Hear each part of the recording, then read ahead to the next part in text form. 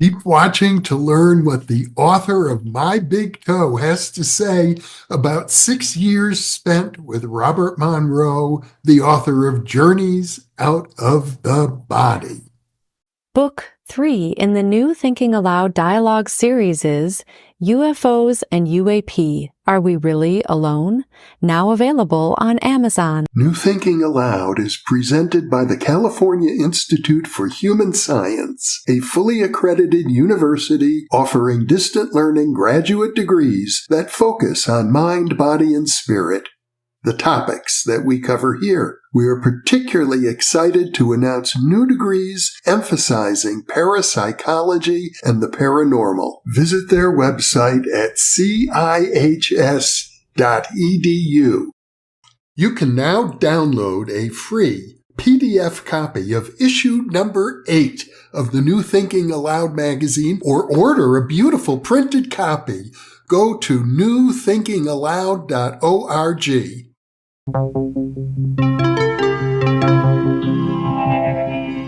Thinking Aloud. Conversations on the leading edge of knowledge and discovery with psychologist Jeffrey Mishlove.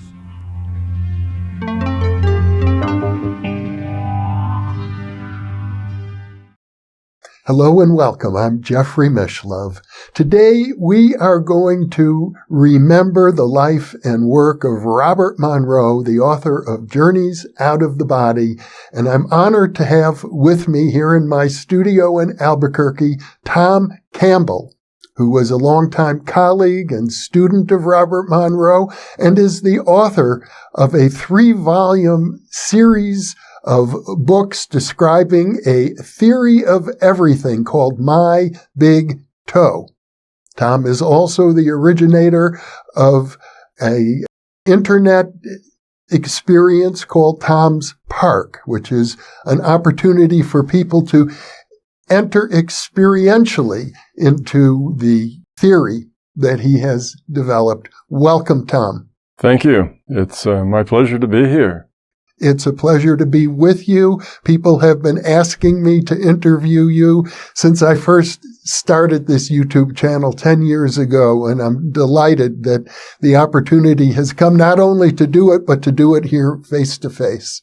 Yes, how convenient that we find out, you and I, that we are neighbors. Yeah. We're only probably a mile apart or so. At least for a brief period of time. At least for a brief period. It seems that you and I were both exposed to the work of Robert Monroe around the same year, 1972. Yes, I met Bob at the very beginning of that year, maybe even late 71. That was a long time ago, but that was about the time that myself and a bunch of the people I worked with went out to see Bob Monroe, and my reason for going out to see Bob was to see whether he was for real or whether he was just trying to sell books. You know, was he the real deal or something else? Because I'd had an experience of something that was unusual, being able to solve certain problems in consciousness that I couldn't have solved nearly so easily in an awake state. So that kind of primed me for Robert Monroe. I already knew that there was something else going on that was important and very significant that was outside of the physical world. But at the same time, you were working as a physicist, and I assume you were largely holding the mindset of a conventional physicist, being materialism. Yeah, absolutely. Well, probably it was a year or two before I met Bob Monroe that I had that experience. Actually, it was debugging software in my mind in a meditation state. And it was such a powerful experience that kind of shocked me out of the usual physicist viewpoint of reality, which is called an operational definition of reality, is its title. And what that means is that if you can't perform an operation on it, if you can't measure it, if you can't weigh it, if you can't physically interact with it, then it either doesn't exist or if it does, it's irrelevant. because if you can't interact with it, then what good would its existence be? Mm-hmm. So that's typically what physicists today also believe. It's this operational definition of reality.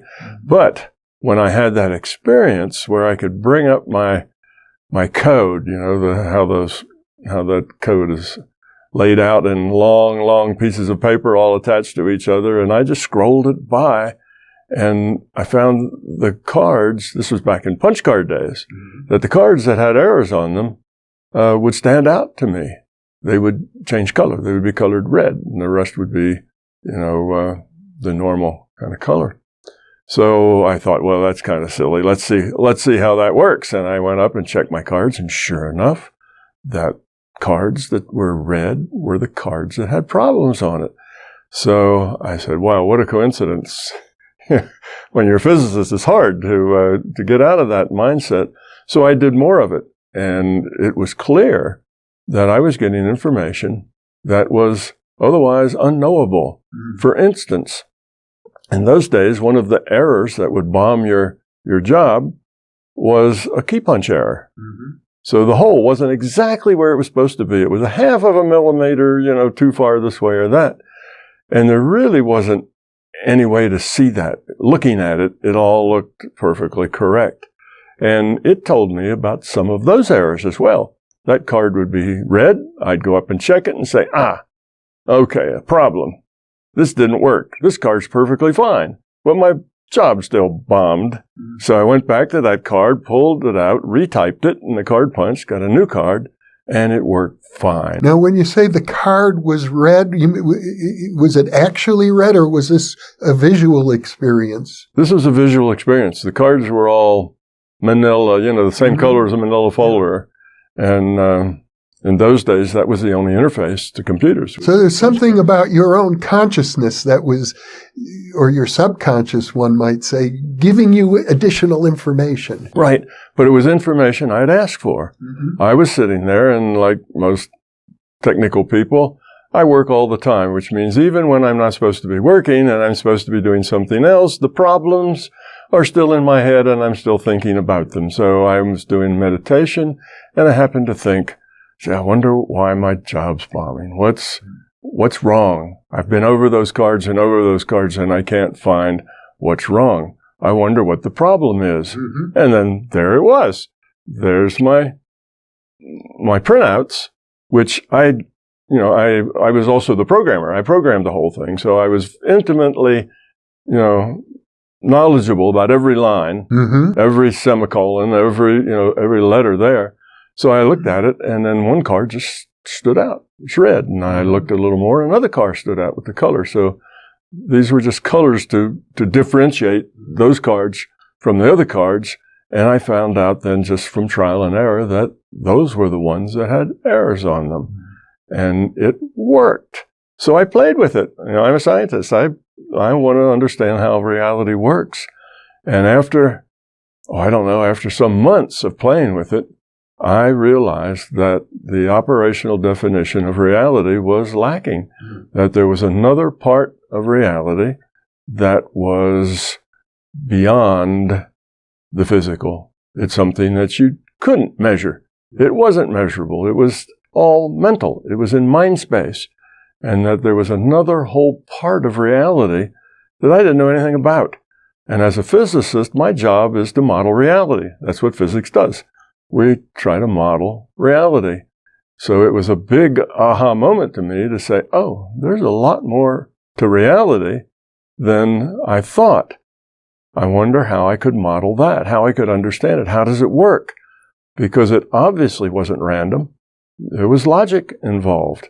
I didn't just get random things. I got very precise things that were unknowable. A card hole, punch hole that wasn't precisely lined up.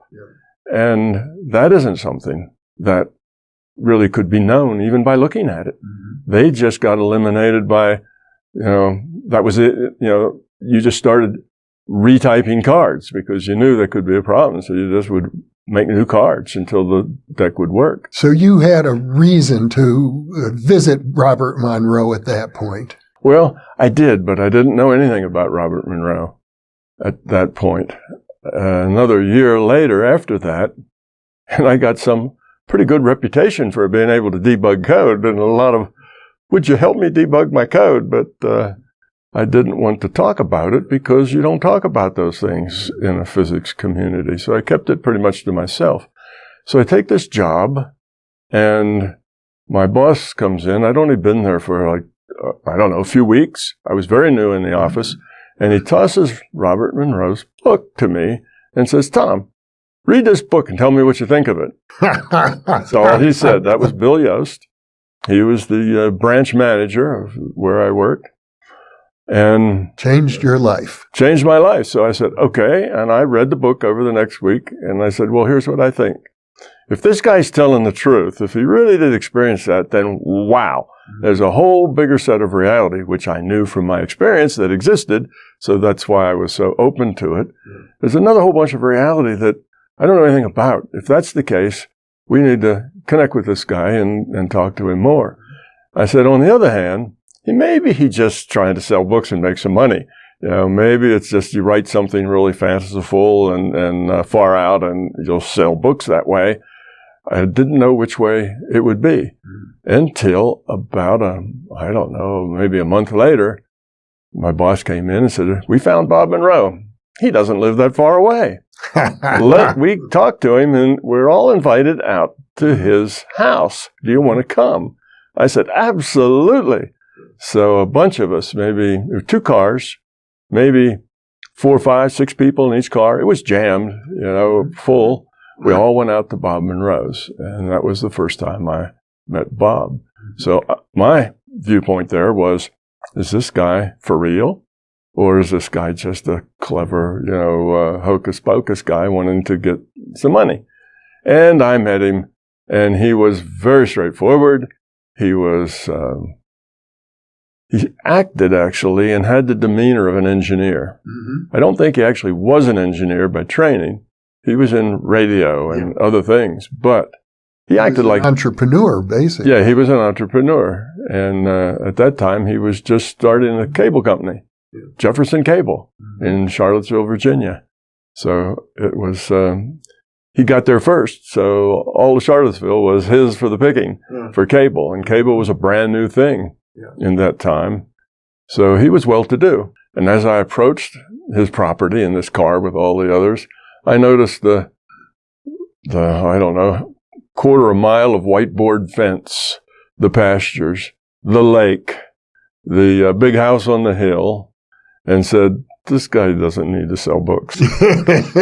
This guy is not trying to sell, He was very well-to-do. Yeah, he was a well-to-do gentleman, lived on about 500 acres, had a tenant farmer who did farming for him, and had a beautiful house with a beautiful view out in the Virginia countryside. He was a well-to-do Virginia gentleman. In my case, I knew that he was legitimate because in 1973, I was a graduate student in parapsychology working with Charlie Tart, was one of my dissertation committee members who had done research with Bob Monroe, showing that in the out-of-body state, he was able to read numbers that were on a shelf up above that could only be seen by floating up to the ceiling. Yes. Yeah, I heard about Charlie Tart. I think what happened is that when Bob first had these out-of-bodies, they frightened him. He didn't know whether he was going insane or what was happening with him. Maybe he had a brain tumor. He had no idea. And Charlie was one of the people that he consulted with to see whether or not he had some physiological problem or whether his sanity was solid or what. So he got then connected with Charlie, and they did some experiments and things together, and then Charlie became a good friend of Bob's, and they did do some experiments. So that I heard about that from Bob, but I don't think I've ever really met Charlie. Charlie died about a month ago. As a matter of fact, I believe it was just a few days before you and I met. Oh, how about that? We will be publishing a book soon with 16 of my interviews with Charlie. Oh, neat. So working with Bob, he put the phrase out-of-body experience on the map. He did, and I guess I can forgive him for that, but out-of-body is just not the right term. I mean, it's the way most people think of it. They think that their consciousness is inside their body, or their spirit, or their soul, whichever they want to say, and that it somehow comes out of the body and then moves around in the non-physical world and so on. But it's not like that. It's not that this spirit lives inside your body. It's not that way at all. It's, to be more accurate, you would have to say that not that you get out of your body, but that you get out of your mind.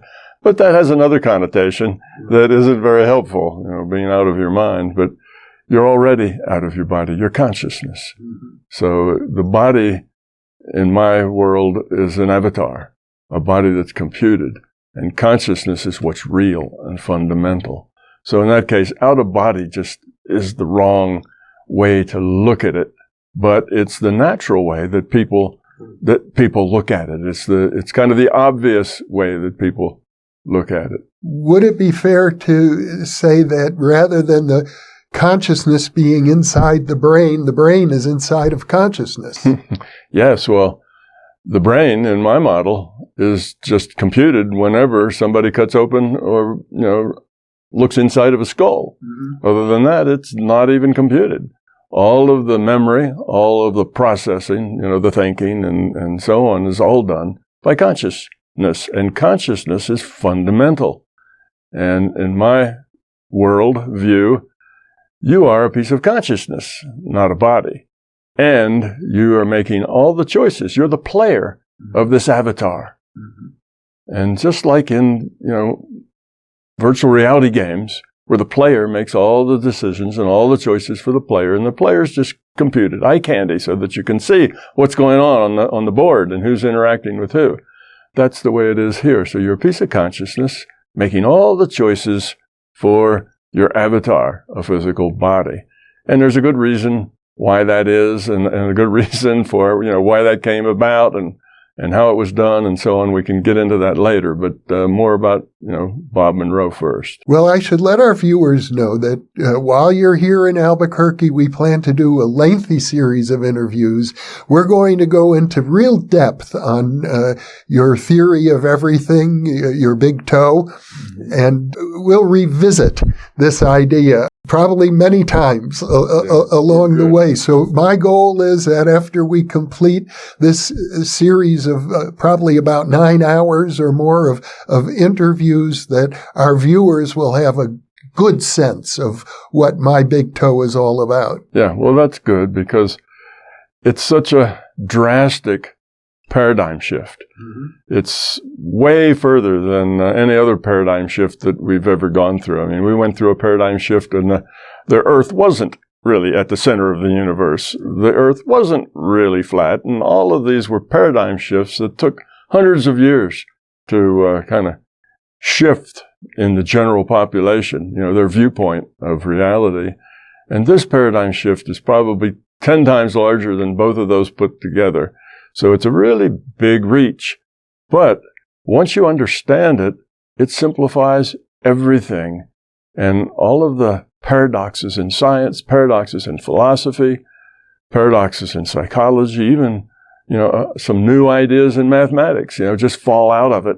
And it really solves a lot of problems. So if you look at it just from its ability to solve problems, then it's a very good model. If you look at it from how easy is it to comprehend and get your mind wrapped around it, it's a tough one. It's hard to do.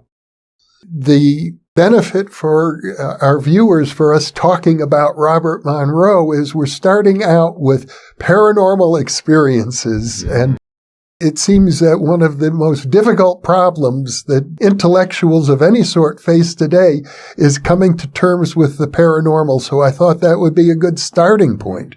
That is a good starting point. The paranormal happens only through the intuitive side. It doesn't take place in the intellectual side. And that's a difficult point for many people to get. They think that the paranormal ought to be just like the normal. You ought to be able to test it the same way. You ought to be able to hold a measuring stick up to it It ought to, you know, if it works that way, it should always work that way. You know, in the physical world, any researcher can perform that experiment anywhere, and it has to be the same. Well, in the intuitive space, that's not the case. So that makes these paranormal things not only not normal, but of a whole different class altogether. And it's difficult for a lot of scientists and other people to kind of get that difference. It has to take place on the intuitive side. So the consciousness has two pathways, not quite the right word, two different ways of processing information. That's a better term. And one of those ways of processing is through the intellect. And the intellect has this tool called logic. And logic is wonderful if you have enough information. But as everyone knows, logic depends on a great deal of information. You not only have your premise, what you're trying to do, but you have a lot of if this, then that, and if that, then something else. And you have this chain, and you have to understand all of that. You have to have information about that before you can really be logical. I'm talking about deductive logic. Okay? So though we feel like we are logical people and logical beings, we are not nearly as logical as we think, because there's just requires too much information. And all the real important questions in life, like who should I marry? What career should I pursue? Should I quit this job and find another one, or should I stay here? All these jobs do not have a logical solution. You don't have enough information. You need a crystal ball to make those decisions logically. And all the things that aren't so important, like where did I leave my car keys? Well, those are easy because you say, well, where did I go after I got home with my car? The car's in the garage, so I know they're in here someplace. What was I wearing? What coat did I have on? Where did I go when I came into the house? What did I do next? And you can almost always come up with the car keys in a little short amount of time because you have enough information. So we're not really all that logical. The other side, since I talked about the one that I'd like to mention, is the intuitive side. The intuitive side doesn't deal in logic. It's completely beyond logic. You can get information there, and you have access to a lot more information on the intuitive side than you do on the intellectual side. All those things that you don't know on the intellectual side, you mostly can know on the intuitive side. So we have this logical side with a great tool, but very ratty information.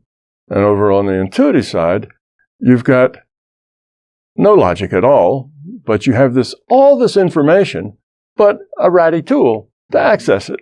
And I call it a ratty tool because it depends on your attitude, your state of mind, your beliefs. There's just a whole lot of things that it depends on. And you may be able to access that information now, and an hour from now, you can't. And it may have happened last week, but you can't repeat it again. Mm-hmm. So that's why I call it a ratty tool. So it's not that kind of a tool like a screwdriver. You know? It always works the same way all the time, everywhere. This is a tool that is your awareness, your consciousness, and your state of mind, which changes for many people minute to minute, but certainly day to day, puts you in a totally different space and a different way of connecting with that information. So you've got the intuitive tool, lots and lots of information, but a real ratty tool to pick it up that's very problematic and sometimes works, sometimes doesn't. And on the other side, you've got almost no information, but this wonderful tool called logic that can just precisely do almost anything. I think it's fair to say Robert Monroe exemplified both of those tools, intuition and logic. Mm-hmm. And actually, that is the best state to be in. If you are just intellectual, then you have all those downsides that you don't have enough information, so you're always guessing, and half the time you're wrong. If you're only intuitive, well, people make fun of you and call you an airhead, and you come up with answers, and nobody knows how you got there, and you don't know yourself how you got there. It's just something that you've learned how to do, that you can sometimes control, and you don't really understand it either. So you can't explain it to anybody else. So those are the, those are the problems that you have. Well, I gather that in your work with Robert Monroe, you cultivated an even more pronounced intuitive faculty. I did. You need to develop both. As a physicist, my left brain, my logical side, I had honed as much as I possibly could because that's the tool that you need to do physics. My right brain, I came into the world a right brain dominant person.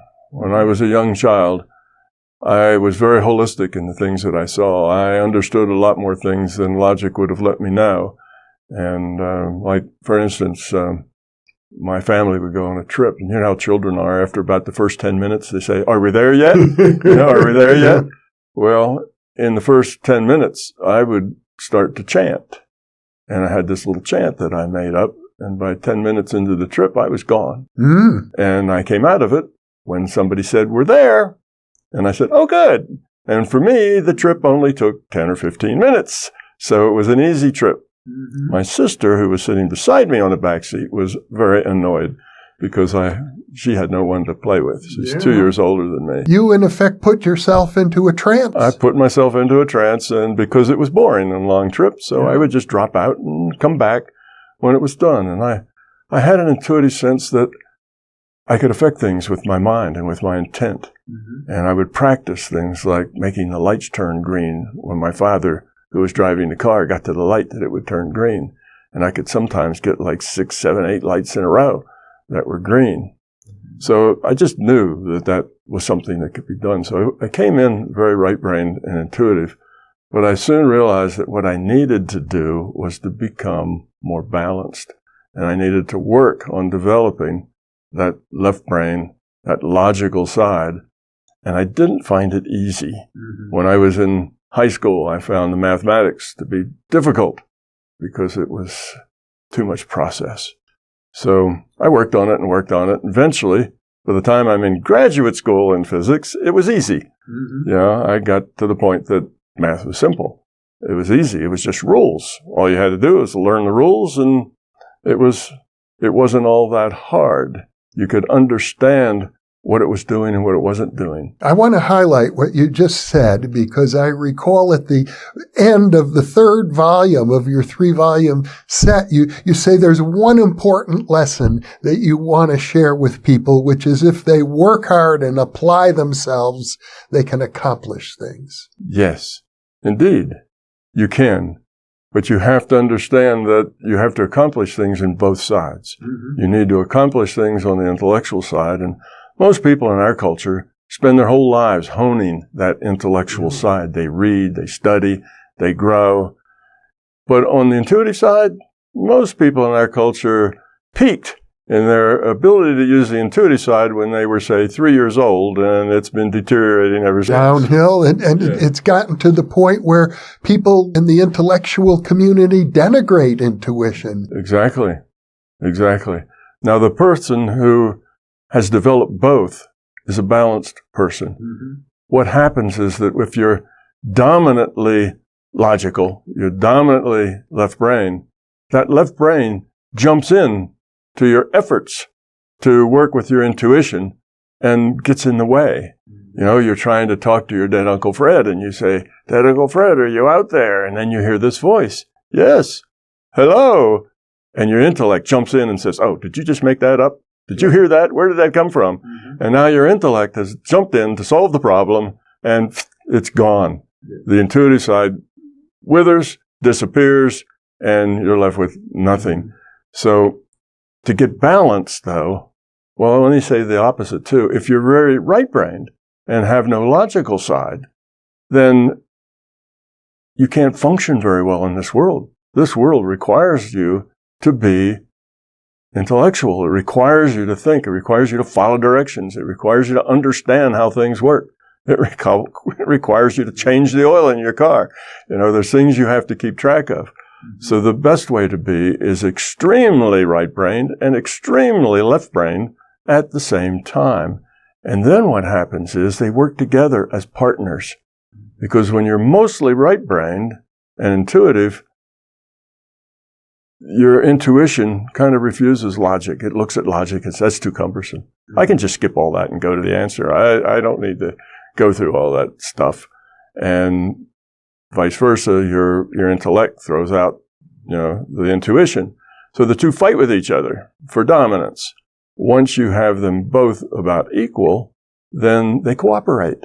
And now your left brain gets the information, passes it over to your right brain gets the information, passes it over to the left brain to do some analysis, back over to the right brain to get more information that you need for the analysis, and the two just pass the thing back and forth to where you now live in a whole brain world where you're not out of balance, you're in balance, and the two halves of your mind work together very well as teammates rather than as one trying to dominate the other. So back to your visit with Robert Monroe, we have you driving out there to Whistlefield Road to his farm in two cars, but eventually you became more of a permanent fixture. I did. Yes, Bob Monroe took the bunch of us up to his lab, which was just an empty building, had really nothing in it but just sheetrock on the walls and a roof.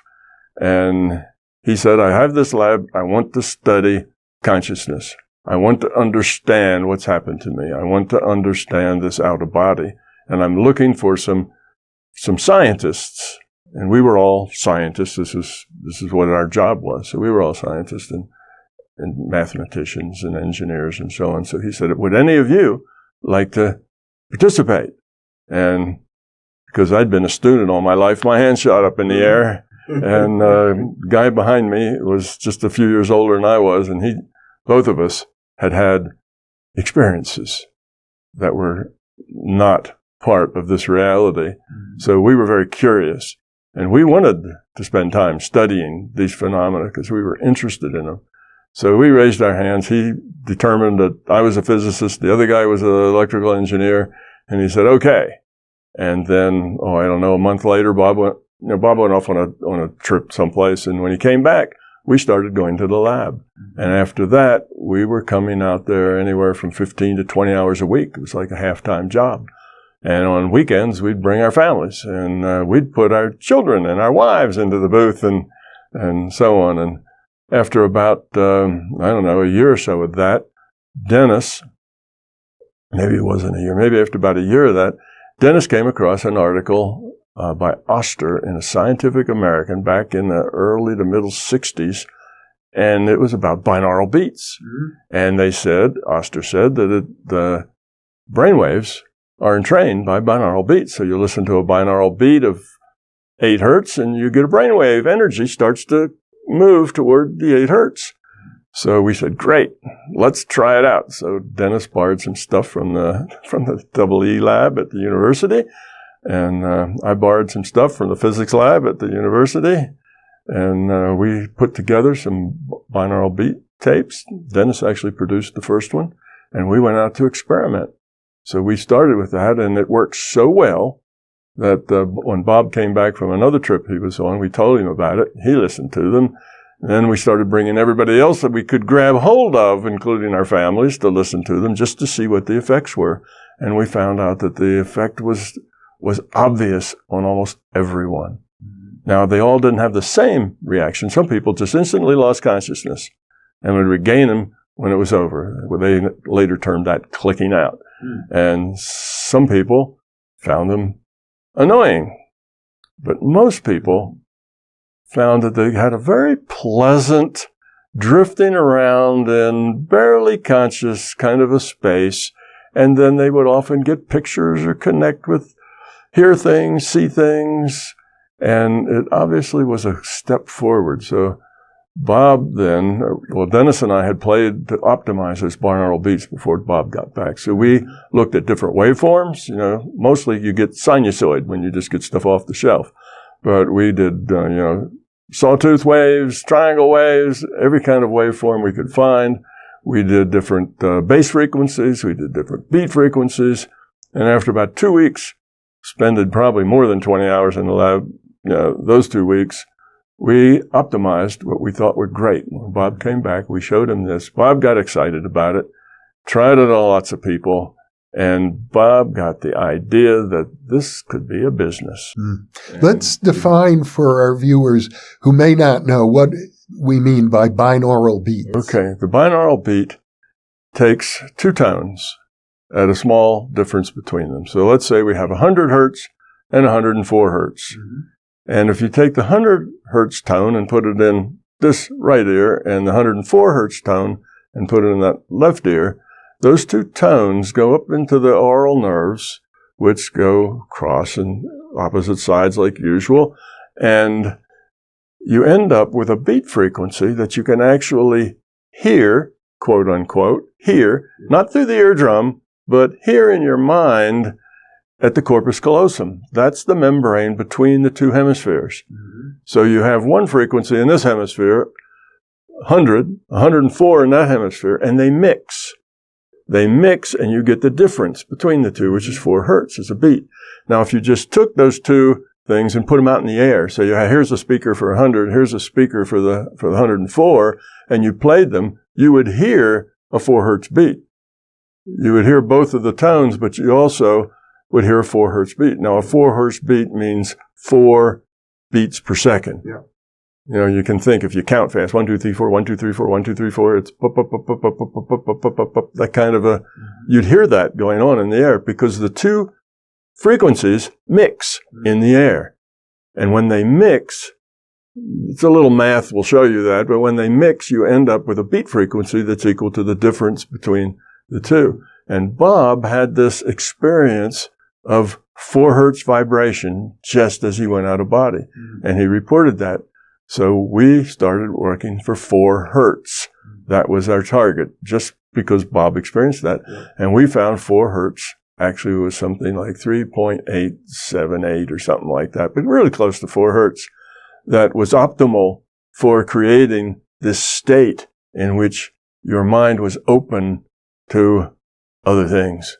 You let go of the physical world, and by that I mean is you stop processing physical data.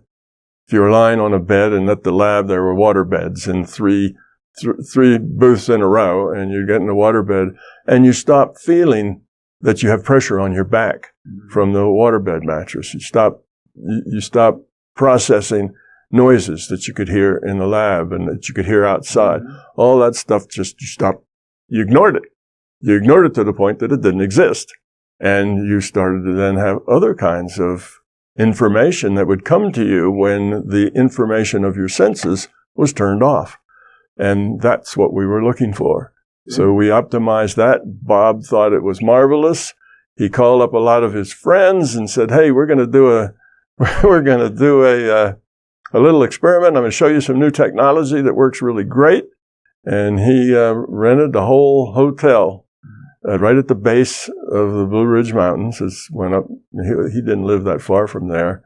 It was a Tuckahoe motel, and he owned a cable company. As we said, he wired it with cable and with other wires so that we could put GSR on everybody to kind of keep track of where they were in their mental state. And a lot of people, 15 people maybe came, 20 people, and they had experience after experience, and we just booked all kinds of paranormal things were going on.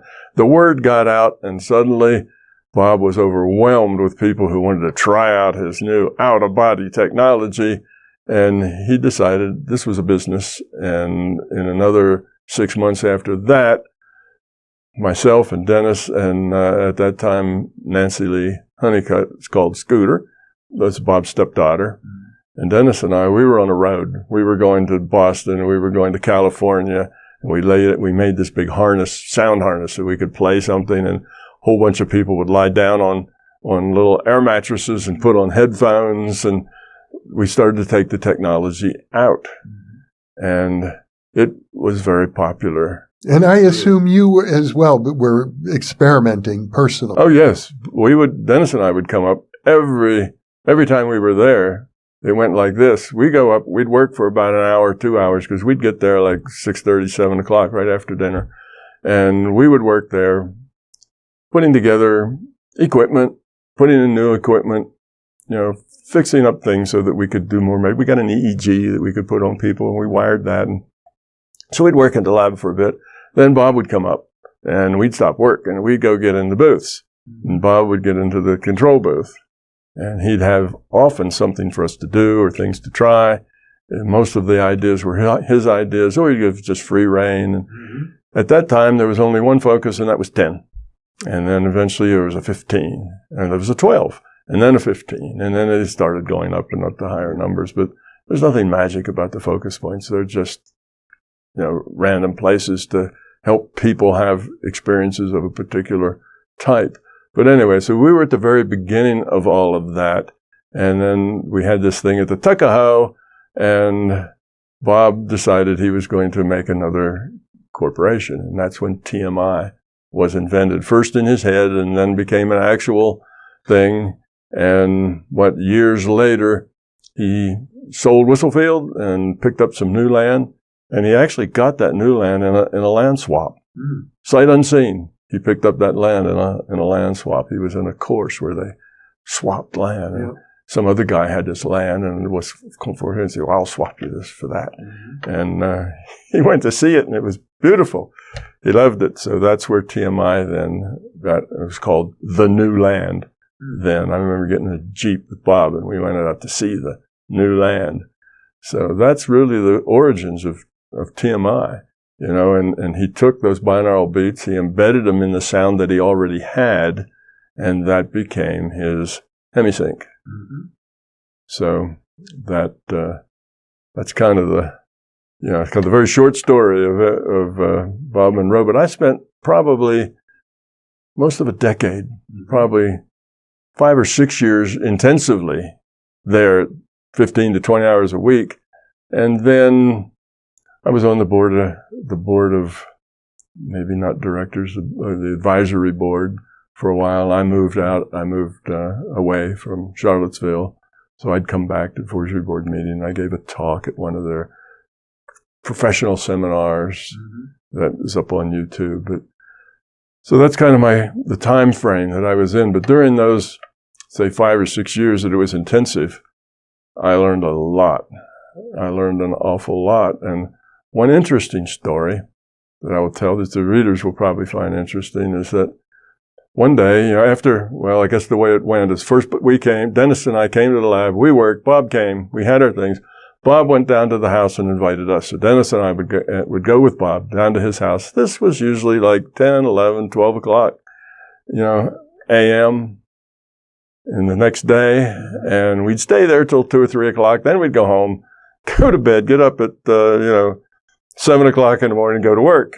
So that was our schedule. So we were down at Bob's house, and he was telling us about a thing that he had just had. He had out of body, and he often would discuss his out of bodies with Dennis and I.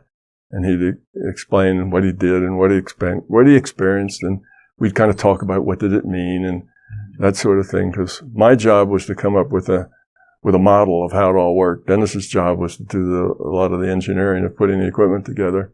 So anyway, this one thing, Bob had this experience. He said, let me tell you about this experience. And he told me about a test that he had. And he told me the first test. It was a series of tests. He told me about the first test. And then he told me about the second test. And when he did that, a whole memory dump just flowed back into me. And I told him, stop, don't tell me anymore, give me a minute. And I got all this data dump. I had taken that same series of tests when I was much younger. And when I was like 7, 8, non-physical entities came and put me through a training course. And this test was toward the end of that training course. So I told him, wait a minute. All right, here was your third. And I told him what the third one was, and his mouth dropped open like, how did you know? Were you there? And I said, no, I was there a long, long time ago. I took the same test. So then I told him the next one. And then he told me the next one, and I told him. We went through the whole series right up to where we both bombed. and the tests were over. So either that was the last question or we both got the wrong answer. How interesting. Yeah. So it's as if there's some sort of a out-of-body school that you both attended, and after decades, the test was still the same. Yes. And there's a lot of people get tested, and testing is a thing that happens a lot, mostly fear tests. But in this case, it was how grown up were you? How much ego, how much belief, how much other things were getting in your way, and how much did you actually, how much have you grown up is kind of was what the test was. And the questions got harder and harder and harder until you weren't grown up enough to answer the next one. So anyway, there are lots of tests. And I've run into people since that have had taken tests that I have taken also. And some of them are very complex. There's a lot going on there. And when I inquired about it, I was told that when they find good tests that work well, they keep using them. Who is they? Who is they is the larger consciousness system. We're a system of consciousness. We are consciousness, and we're part of the system of consciousness. And the thing that's really nice about it is that the point of this is to grow up, to get rid of the fear, get rid of the ego, get rid of the beliefs. And that, come to that later when we talk, but that you can also talk about in terms of entropy reduction, or you can talk about it in terms of consciousness evolution or consciousness quality.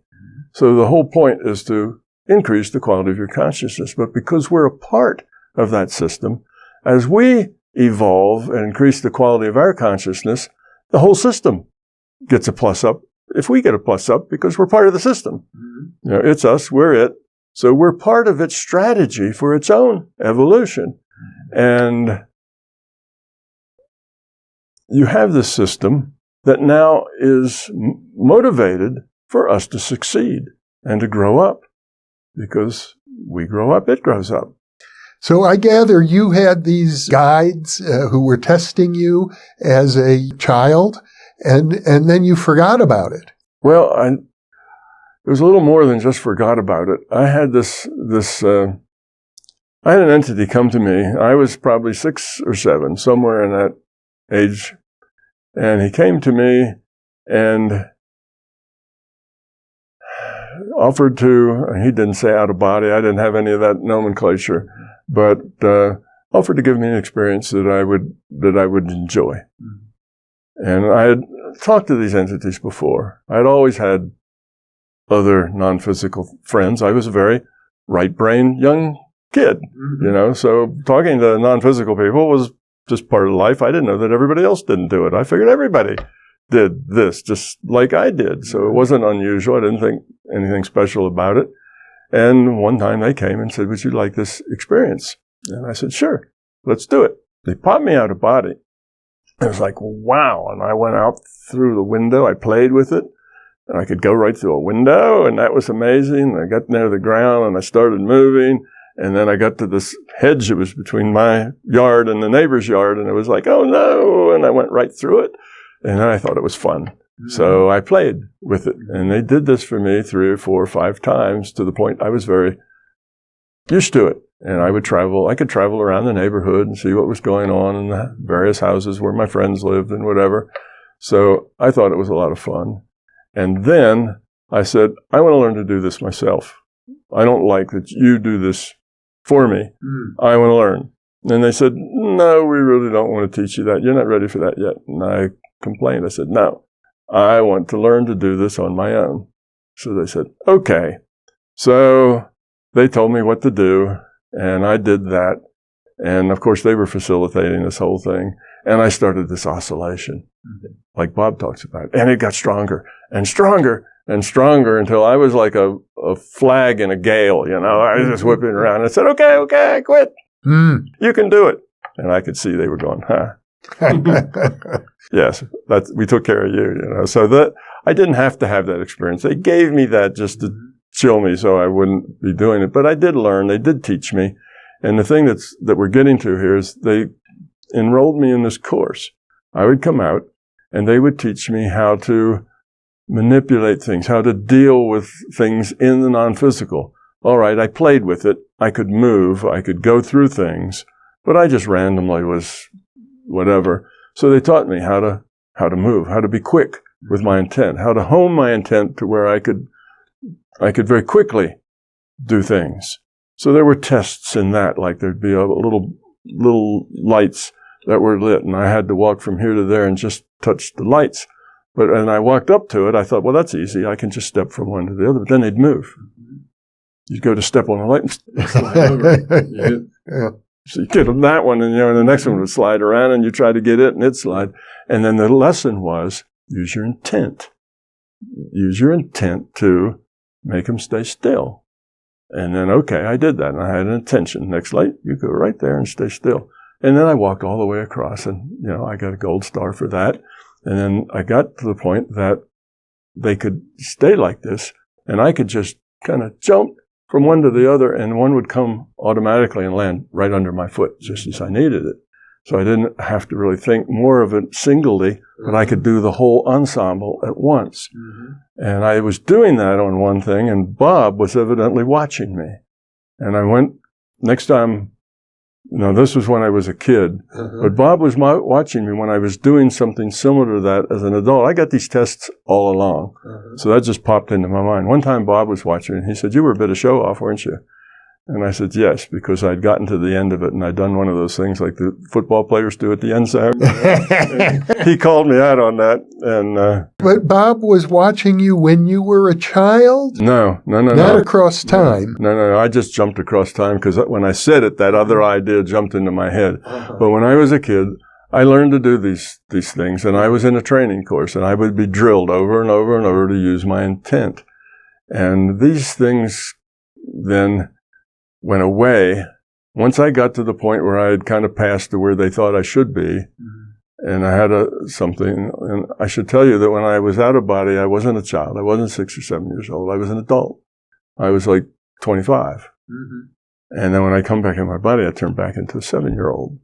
And I do that slowly just to feel the difference, Here you are, and you're in charge, you're in control, and you come back and you're this little person. And the mind was the same, but the body was very different. So anyhow, I did that. And then one day when I was there, these two guys showed up, and I talk about this in the book. These two guys showed up, and what they were going to do was the Kundalini thing. They were there, and they had like work orders. And they said, "This one's only a little kid. You sure you got it right?" And the other guy checks his paperwork. "Yeah, I got it right. It's him." And anyway, we went through this, so they put this substance in me that flowed through me. It was like a white energy. And I tricked them a little bit and said, "Yeah, a little more. Give me a little more," because that's my personality. And anyway, they gave me a little more than they were supposed to. But after that, I had two other entities come that shut the gate. And they said, "No more. You're done for a while." And I said, "Why? I passed my test. I'm doing okay. Why are you locking me out?" And they wouldn't tell me anything about it, except then one said, "You need to grow up like a normal kid. If you grow up too weird, you can end up in an institution and it isn't going to work well." How old were you? Probably 8 at that time. I was about 8. So they shut the door. And I was no longer able to do that. By then, I was doing it on my own. I was okay. I could get out of body and come back on my own. But that shut me out. And it wasn't until Bob Monroe was telling me about his test that he had taken when all that memory poured back. Like 20 years later. 20 years later, yeah. And it's like, oh, wow. Yeah, it was about almost very close to 20 years later. And I remembered tests that I had taken while I was in that training. So it all came back. Yeah, and it all just flowed back into me. And suddenly I went from not even aware of it at all to every detail. Just dump back. That's what I told him. Just hang on a minute. I'm processing. And it took me about a minute to get it all in. But I was shut out because it wasn't going to be good for me to be to be that facile with the out-of-body stuff and still be a kid, because I would have said I have these friends, I do things and all. I would have been judged as some kind of mental case, and that wouldn't have been good. So it came back when I was ready to deal with it. And then we went on from there. But tests are often given. People who are trying to go out of body, they read about it and they want to do it, but they're frightened. And they get out of body and suddenly they're a stranger in a strange land and they don't have any idea, are there monsters live here or what, and they have a fear of the unknown. And that fear of the unknown will manifest into some scary thing. And often they will come back frightened. Out of body was a terrifying experience. And they won't try to do it anymore because it frightens them. Well, the whole point of this virtual reality that we're in is to get rid of fear, not create more fear. So often tests are given right at the process of trying to get out of body. A monster will show up with big fangs with blood dripping off of them or something and growl at somebody, or a couple of thugs will come by and beat you up, or something will happen. And if you deal with it well, which is not to be afraid of it, that monster say, well, hello, nice meeting you here. Have a good day. And then the monster turns into smoke and disappears. You say, but if it's, then back in the body you go, and you're not ready yet. So these tests are given to keep people who really shouldn't be there from being there, before they're ready. Because what will happen, they'll get so terrified that then they're worse off than they were before they started. And that's against what the system's trying to do. It's trying to help people grow up and get rid of their fears, increase the quality of their consciousness so it works with us. And those people who are ready and experience it, they just get to experience a little bit at a time. So it's one step after the next. It's in a learning process. So that's kind of how that works. And as it turns out, I came to this much later. I learned a whole lot just in the last 20 years since I published the books. Between then, I didn't just sit down and say I figured it all out. I've learned a whole lot in the last 20 years. And the out-of-body can best be described as a single-player game with a larger consciousness system. You basically fed a data stream. This virtual reality is a data stream. And you get this data, and the data describes the reality. You play an avatar that has to abide by the physical rules of that game, of that reality. And when you go out of body, you're on a single player game with the LCS, who gives you experiences that will give you opportunities to learn something. Sometimes they're scary. Sometimes, for instance, young men. Okay, young men almost always find themselves in the first years or even the first decade, they get out of body. They're fighting evil. They're into the fighting evil mode because that's where young men are, and they take their sword of truth and they go out and do battle with the forces of evil. And it's that kind of almost a martial arts kind of thing, but it turns into a struggle, good against evil, and the young guys do that. But eventually they have to outgrow that. That's not what it's about. It's not about fighting and vanquishing evil with your weapons.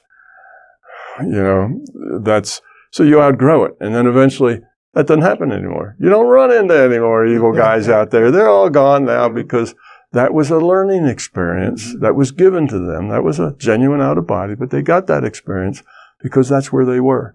That's their sense of reality and how you deal with it. You deal with the bad things by fighting them. But there are whole religions that get stuck there, that reality is a war between the forces of good and the forces of evil. And they never outgrow that. Yeah. Right. That is a thing. But, so that's, if you talk to 20-somethings and early 30-somethings about their out-of-bodies, you'll find a lot of fighting going on, and a lot of monsters and evil things, but that's not really the way it is. Well, I gather once you were reawakened by your conversation with Robert Monroe, then things really began to accelerate. They did. They accelerated very quickly. I immediately got right back into that groove, that just as I had left it, and I suddenly had a lot more facility.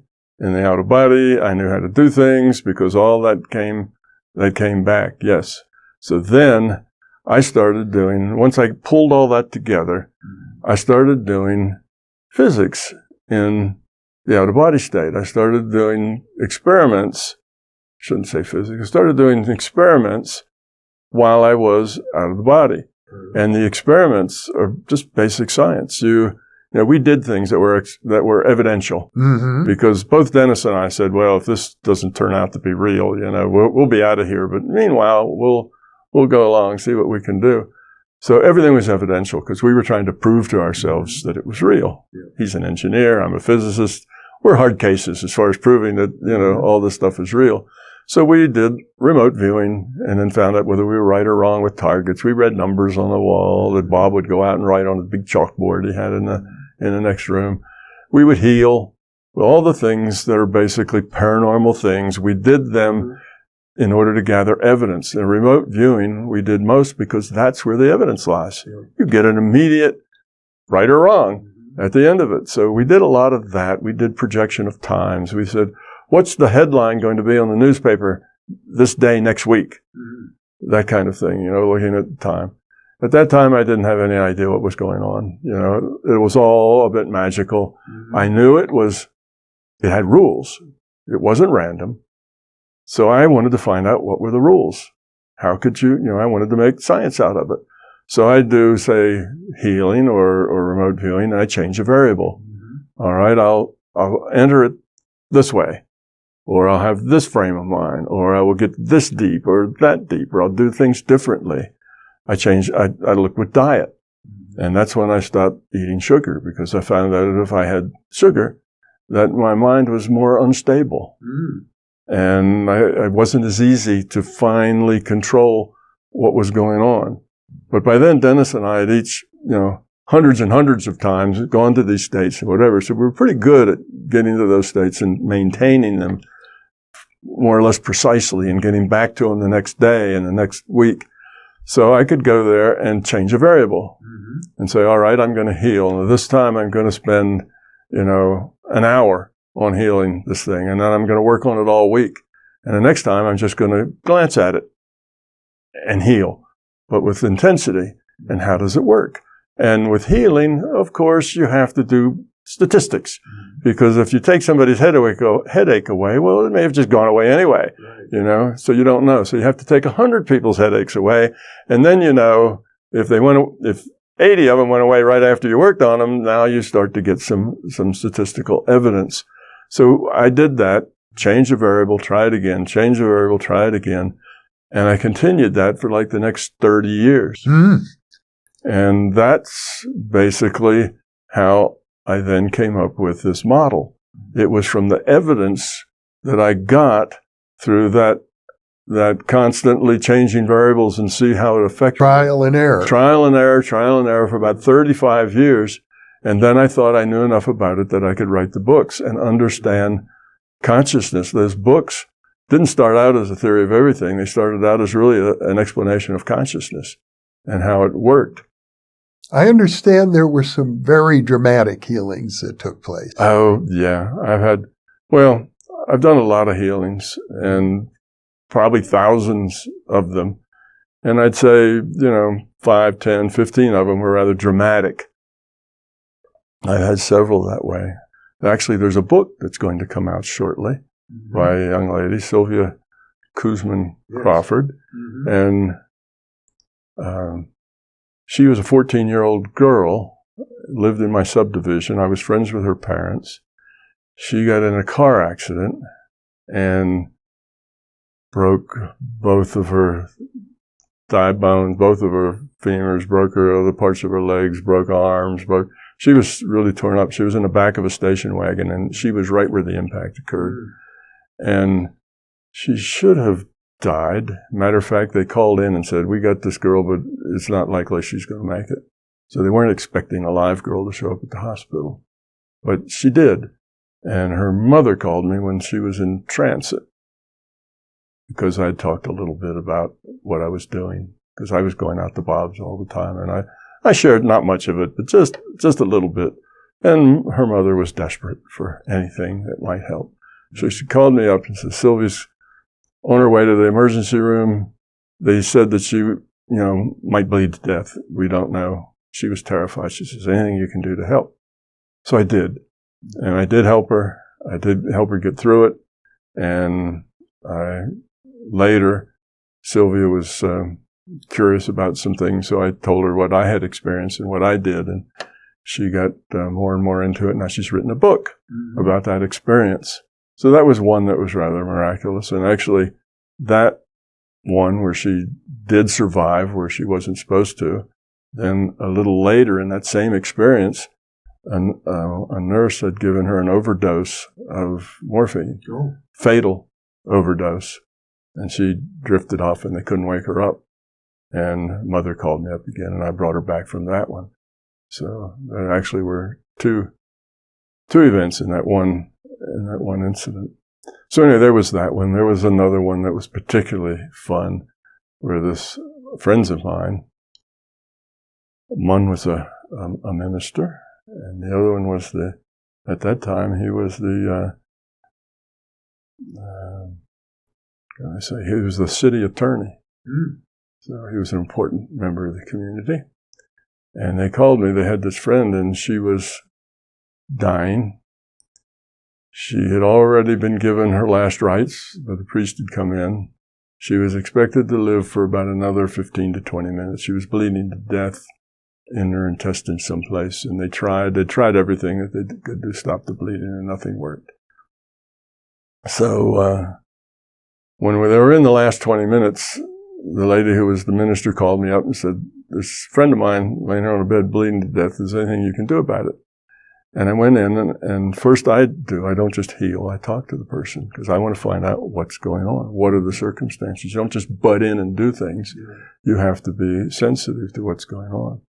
And I talked to her, and the reason that they couldn't stop the bleeding is that she was ready to go. She was gone. Her life had kind of gotten to a dead end where her faith was waning, and she didn't really know what to do and felt kind of wrong and useless. So she was willing herself to die. So the things they were giving her, the medicines weren't working. She was overriding them with her own free will. And I talked with her for a while and told her that there was a lot of things that she could still do in the world that would be very helpful to a lot of people. And it wasn't just about her. It was about the contributions that she could make, the people she could help. And by exiting, she was kind of copping out on a set of life experiences that were important for her. She still had a lot to contribute. So I went through all of this, and eventually, after about 5 minutes of that, I changed her mind. And after I changed her mind, then I started to heal her. And it wasn't that hard. Once she was cooperating, the healing was actually very easy. So I did the healing, and the bleeding stopped. And that was probably about 15 minutes into the 20 minutes that she had left. And it coagulated. They dumped a lot of blood into her. They'd been giving her transfusions, but it was just running through her. So they gave her more transfusions, and the next day she went home. She didn't even have to stay another day. The next day she went home. And she told my friends, the two friends of mine that were there with her, she told them the story about what had happened to her and while she was in that condition and so on. But I didn't know anything about that. They didn't tell me. It was just nothing like that. Then about a year later or so, I was a group that makes movies of paranormal and psi things called The Path. You've run across The Path. But anyway, so they wanted to film me for that. And at the time, I had construction going on in my house, so I talked to my friend who had a mother-in-law suite outside of his house. And he said, sure, you can come on over and do that. It was the same friend that was the friend of this lady that healed. So after he got done talking to me, he asked Peter, his name was Peter, he said, could I interview you? You've known Tom for a while. I'd like to interview you too about things that you know about. And so he started talking to Peter. And Peter brought up this case of this girl. And he told something that really floored me because I didn't have any idea All I know is I worked on her, she got better, and she went home. Peter said that this girl, she got better, and when she woke up, she said that she had had a conversation with God, and that God had convinced her that she wasn't done, and that she still had work to do, and that she was re-enthused about her work, about her ministry, and other kinds of things, and she was just really, and she talked about the things that God had told her, and it was exactly the things that I had told her. And I had also written in an email to Peter and his wife, Carrie. I said, well, I worked on her. I think she's going to be all right. Here's the discussion I had with her. I told her these kinds of things to help her. You know, one of the problems was she really was not cooperating with. Well, when you say you told her, were you telling her verbally, or was it more telepathic? Oh, it was all telepathic. Yeah. I was sitting in my home. She only had 20 minutes to live. I didn't go to the hospital. I just jumped right in, talked to her, found out what the problem was, tried to change her mind. It did change her mind, and the healing was easy because she was then positive about living. But then I wrote to my friends who had asked me to work on her. I said, well, I talked to her, and these are the things I told her. Right. And it seemed to change. Yeah, it seemed to. So when Peter now, I didn't know this is a year later, he's telling this to this people that are doing the video. Right. He's telling her, yeah, she talked to God, and God told her these things, and it was exactly the same things that Tom had written to us and told her. So you were there as God's representative. Well, no, what happened was that she was a religious person, and she just heard a voice, and the voice was kind, and the voice was telling her that she had value and that she was worthy, and that sort of thing, where she was feeling unworthy and lost, and she just jumped to the conclusion that that was God talking to her. Well, it was just me having a mind-to-mind conversation, because I right away found out what the problem was. You have to do that first before you heal. So the problem was she didn't want to live. She was done. Right. So the problem. I couldn't solve that by healing her, because she has more control over her body than I do from the outside. And even if had I overwhelmed her and made her heal, it wouldn't have been the right thing to do. You don't interfere in people's lives. So I just, my healing was healing her mind. And then it was easy healing the body. So she just jumped to the conclusion, who else talks to you when you're about to die but God? So she jumped to that conclusion. And that was the perfect conclusion for her, because she was also a minister of some sort. And it worked. And it was I remembered it, and I remember the detail that I talked to her about. I had no idea that that's how she interpreted those words, but then I was pleased, because it was exactly what she needed to know. It was exactly the perspective that she really needed to have. I didn't intend it that way. I was just going to be that disembodied voice, talking to her. I was not trying to play God. Well, there's so much depth in this story to unpack, because you're not even in the same room with her. You're at a distance. No, I hung up with my friend, said, can you help her? And I said, okay, I'll give it a try. And they said she's bleeding to death. She's only got about 20 minutes left. And I hung up the phone, and I just stood there. I didn't sit down or do anything. I just stood there and popped my mind. By that time, I could get into that altered state where you can heal in probably tenths of a second. I do that now. You can get into that state just instantly, because I've done it so many times. So I just dropped into that state, connected with her, because I had her address. She was the girl that my friends were with, and so on, and that's all you need. And I said, what's the problem here? And I kind of looked at it, and the problem was obviously that she really didn't want to live. And so then I kind of looked at her and who she was and what she was doing. I got a database dump on her, and it was obvious that she was just disheartened and kind of losing her faith, so to speak, and wasn't sure anymore about what she was doing or what value it was. So I tried to help her have a more positive attitude toward herself and so on. And I didn't force her to change her mind. I just told her things that did end up changing her mind. I don't try to push anything on people. That's the wrong way to approach it. Don't just go heal somebody because you can. You have to be aware of disease is often part of the process of growing. Mm-hmm. So you have to let that take its course. So anyway, so I found out that was it. I helped her see her life from a different perspective that was more positive than the one she had. She changed, but because she was a theologian herself, she interpreted that as God speaking to her, and it all worked out just really well. Let me ask you this. Did the healing work emerge out of your work with Robert Monroe? Yes, because we were trying to do everything paranormal. We wanted to experience everything that was paranormal, and I wanted then to study it. So I spent hours and hours and hours and years later doing this work, of doing it this way. And I found that sometimes when I was busy and somebody said, my Aunt Susie's having a hard time with it, and I just say, okay, Aunt Susie, heal better. Okay, done. And I wouldn't spend more than 20 seconds on her. And Aunt Susie would have a miraculous healing. And I thought, well, that's strange. I really didn't put much effort into it. And other times I'd put a whole lot of effort into it. I spent a week working on a person that didn't seem to work. So I wanted to know why. Why is there differences like that? What's the point? What's the underlying logic? Because all of this has its own logic. Consciousness is not a random system. It's a system. It has its own logic, its own reasons for doing what it does and how it does it. And it has its own structure and its own rules. And I wanted to understand. That's what physicists do. They try to model reality. And this was just, to me, it was another reality that I was trying to understand.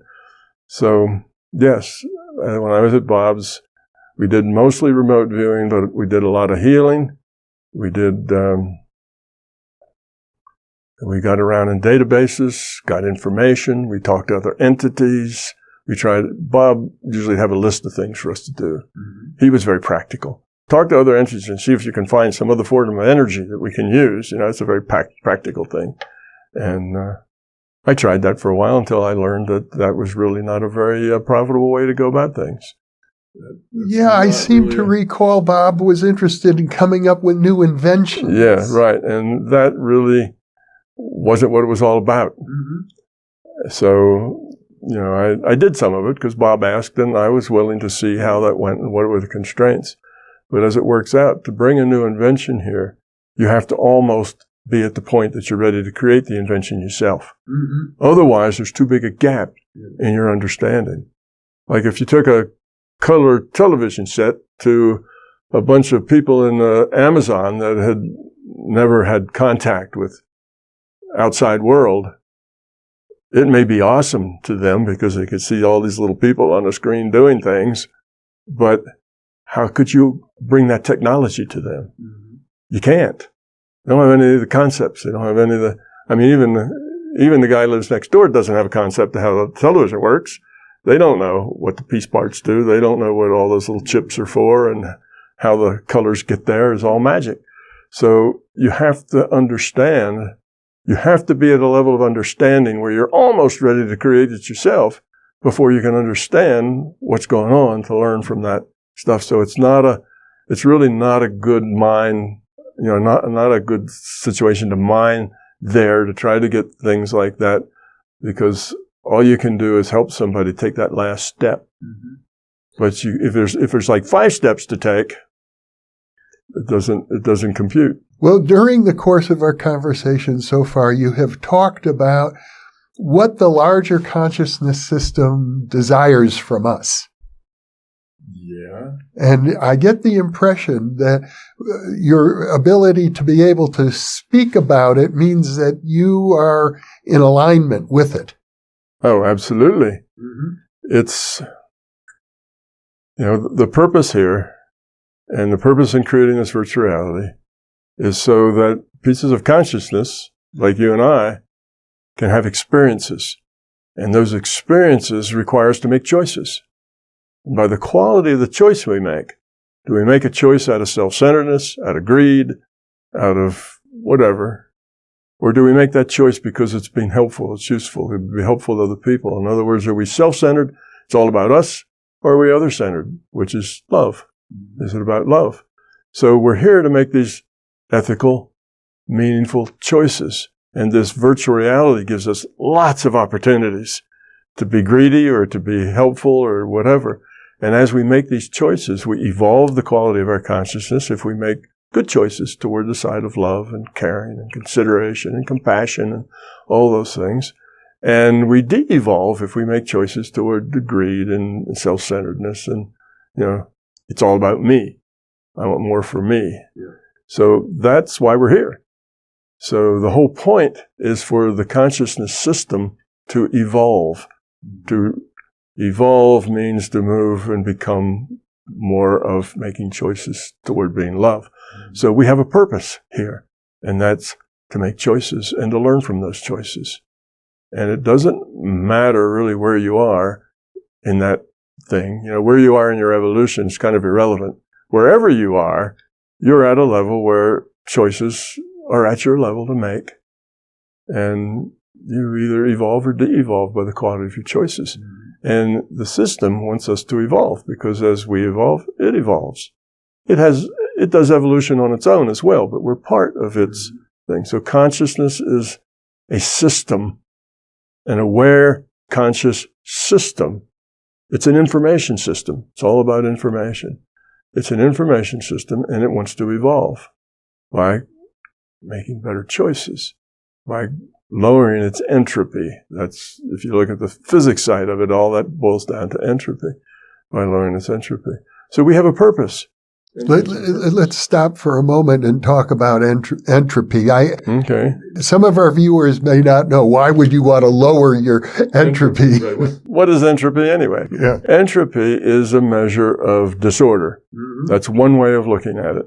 So if you have a lot of disorder into chaos even, that's high entropy. There's lots of entropy and disorder.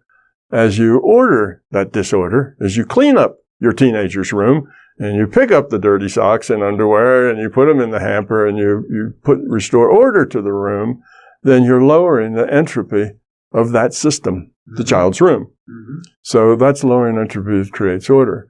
Now, consciousness, when it creates this virtual reality, and there are pieces of consciousness like you and I and everybody else who are playing avatars, making choices for those avatars. Mm-hmm. Okay, now you've got a social system.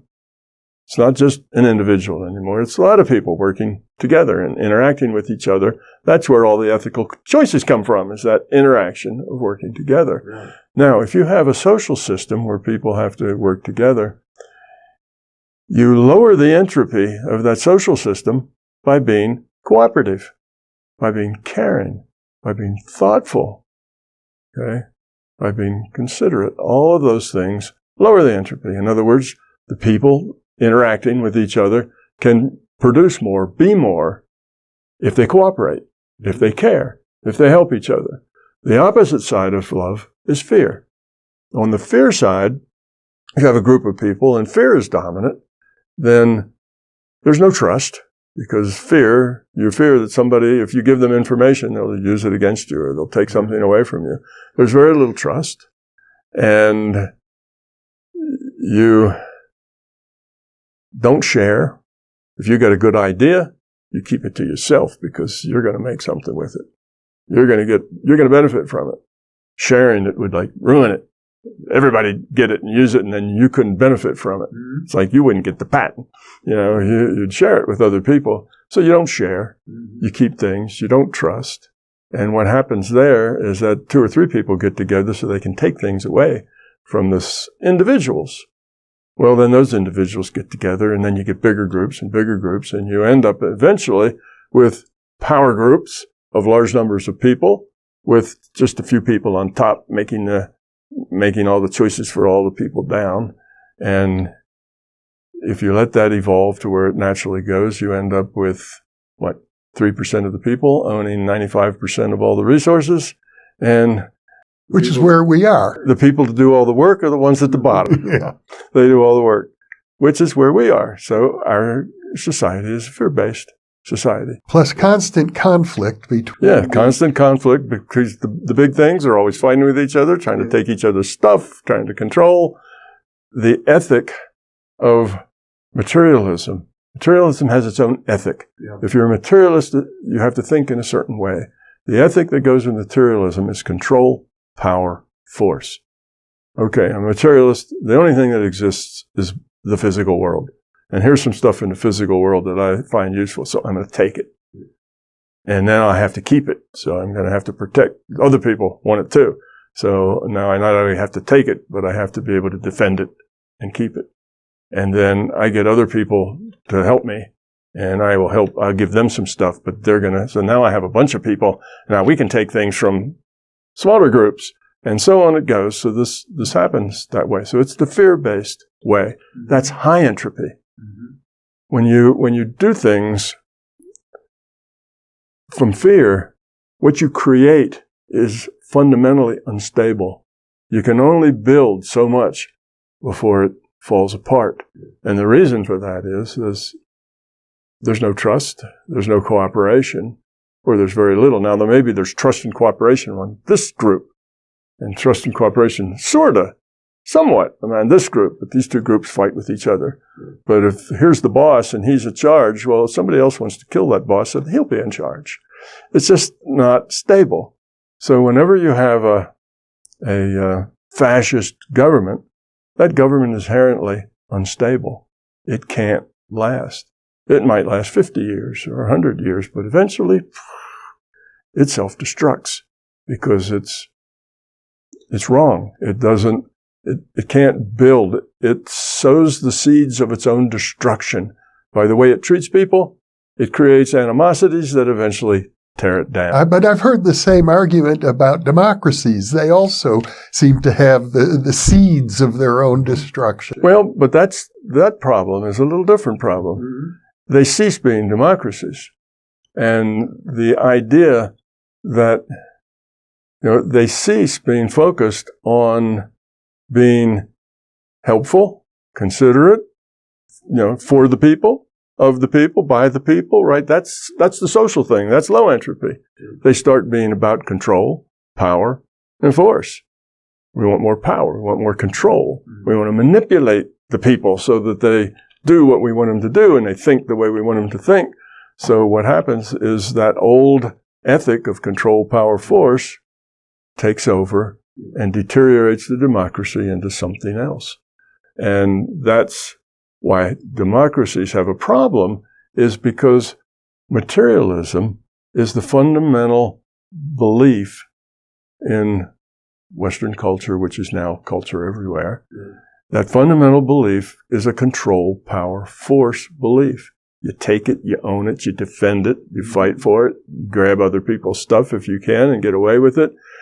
Control, power, force then reasserts itself.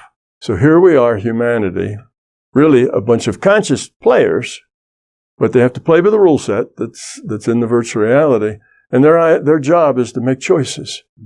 But they don't make very good choices because it's easier to grab somebody else's food than to go find your own. So they don't make very good choices. They have to evolve. They have to grow up. You don't start at the top. You start at the bottom. You learn from your mistakes. You learn from your mistakes. It's the best way to learn. Right. It's almost the only way to learn. So that's what we're here for. But that general ethic of control, power, force is still there.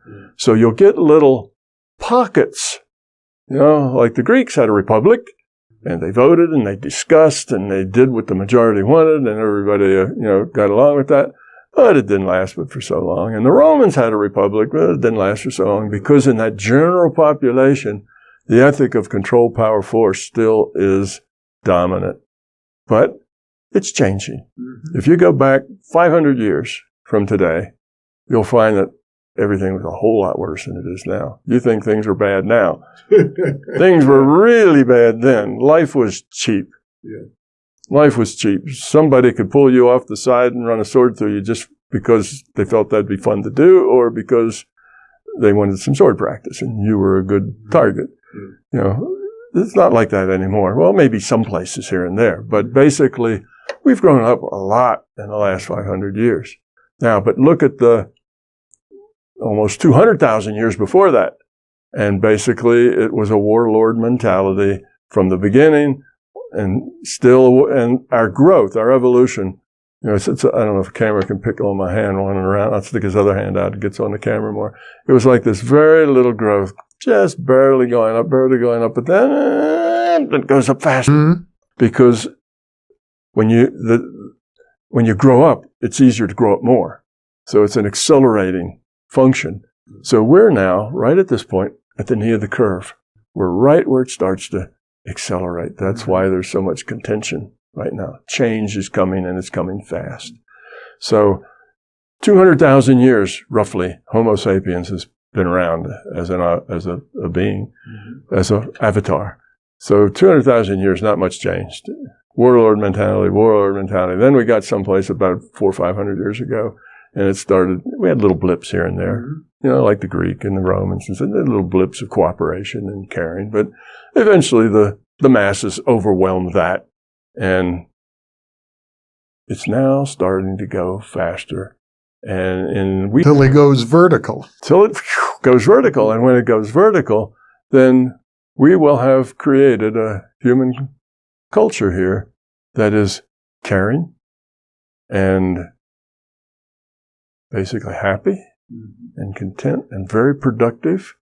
And it'll be that kinder. A low entropy culture. A low entropy culture. Uh-huh. So we're making that turn now. And what we're seeing out in the world right now, everybody thinks we're regressing.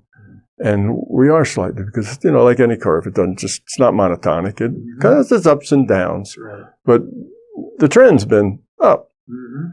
So right now, I think we're seeing those forces of negativity and the forces of chaos making a last great hurrah. You know how it is when an animal gets cornered? Just before it loses, it puffs up and growls and makes a ferocious last-ditch effort to scare its nemesis away. And I think that's what we're seeing now. We're seeing this last gasping hurrah of the negativity, trying to prevent this curve from going up. And it's going to fail, of course, because the good news is that evolution is relentless. It may be slow, but it's relentless. And one day we will be in that kind Evolution can be very patient. Yes. Now, I assume these ideas, I'm pretty sure the idea of relating entropy to human evolution and also equating the reduction of entropy with the idea of love, and in particular unconditional love, these are your unique ideas. They didn't come from Bob Monroe. No. They didn't come from Bob Monroe. Bob Monroe was a good reporter. Mm-hmm. He reported things the best he could, but like any reporter, and like anybody, actually, what happens is you get information. You get a data stream, but you have to interpret that data stream. Your reality isn't the data stream. Your reality is your interpretation of the data stream. That's what you get. Now, the interpretation depends on your background, depends on what you know, what you've learned so far. So, for instance, here's one major one that Bob missed, and that is that, and when he had this experience, he talked to me right after, because he was kind of disturbed by it, and that was the idea of loosh.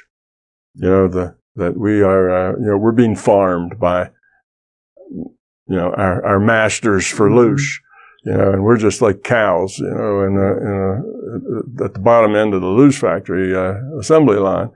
We make loosh. Others consume loosh. But what happened was he asked the question about the big picture of reality. What is really the big picture? Mm-hmm. And what they were telling him was that the big picture is that we're here to evolve, to grow up, to become love.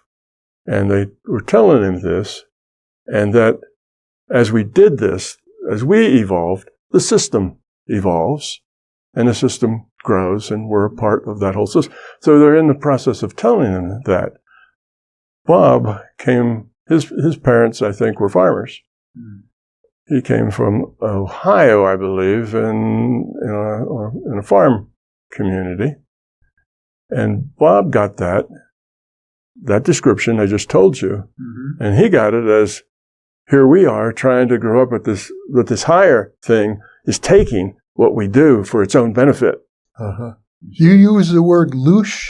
Loosh. I'm not familiar with it. Oh, yes. It's a thing that Bob did. And what he just said is that we are now producers of loosh. Loosh was probably a very bad rendition of love. Mm. And we're supposed to make this loosh. And then this higher power than us consumes this loosh for its own benefit. Yeah. So he saw it in terms of a farmer. Mm-hmm. We're the cows. We make loosh from our emotional connections and things, which is if our emotions and feelings are positive, right? We move more toward love, and if they're negative, we move away from it. So we're making this loosh, this love, and this larger being is growing from that. Mm-hmm. So he saw that in terms of a farmer's viewpoint, the loosh makers and the consumers. Mm-hmm. And we were the cows. And when we make loosh, and these overlords of ours are... So it's dualistic thinking. Yeah. So that was his interpretation. When he had it, he was shaken by it. It's paranoid. Yeah, he was shaken by it. And he said, I just had this experience. And I asked for the big picture. And he had me aside. I was just sitting there with him. I was down at his house. And he told me about it. He says, we are like farm animals. And we produced this stuff that was called loosh. Mm-hmm. And I said, loosh, what's that? And he says, that's what they call it. They call it loosh. And I said, and then there's these higher, more advanced beings that consume loosh. Mm-hmm. And they just have us around in order to make the loosh for their consumption. Yeah. So we're farm animals. And of course, what he was saying is that, yes, they have us here making choices so that we'll make good choices for love. Mm-hmm. And in that doing so, we will evolve and the whole system will evolve with it. But he missed that. So what happened is he wrote that in his book. I think it was the second book. You know, he did Journeys Out of the Body, Far Journeys, Ultimate Journey. Yeah. I think it was in his second book. And a whole lot of people took that the way he did, which was negative. Mm-hmm. We have overlords that are using us like farm animals. And this fear thing got in about the non-physical. It's an idea that's been around for a long time. You find it in Gnosticism. Yeah.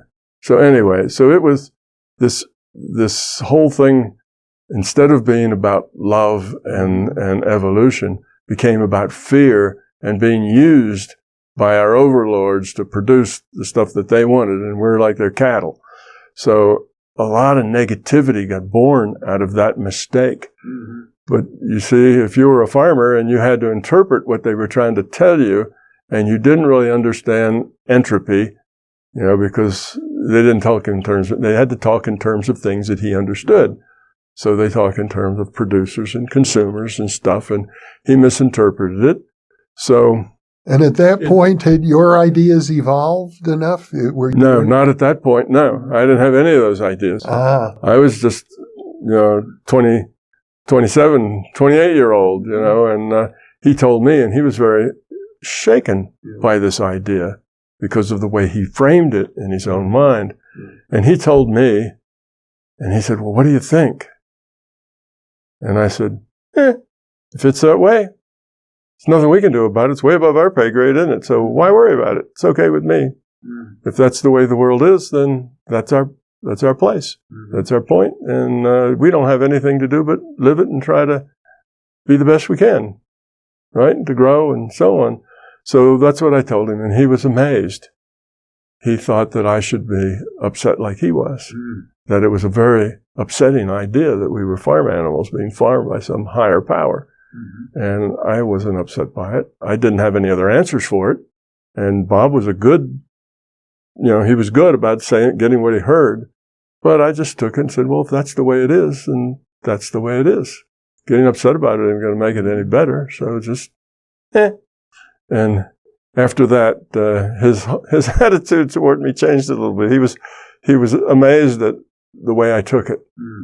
And I just didn't see any point in getting upset about something that you couldn't change. So but that now has triggered lots and lots of negative stuff out in the in the consciousness world and the afterlife world and all the rest of it has just created all kinds of negativity and fear and other things. And I just brought that up as a way of explaining that reality is what you interpret it to be. It's your interpretation. Mm-hmm. That's why you should always stay skeptical of everything you get. You need to be skeptical because you don't really know the big picture. You don't know why you got that exactly or what your lesson is in it.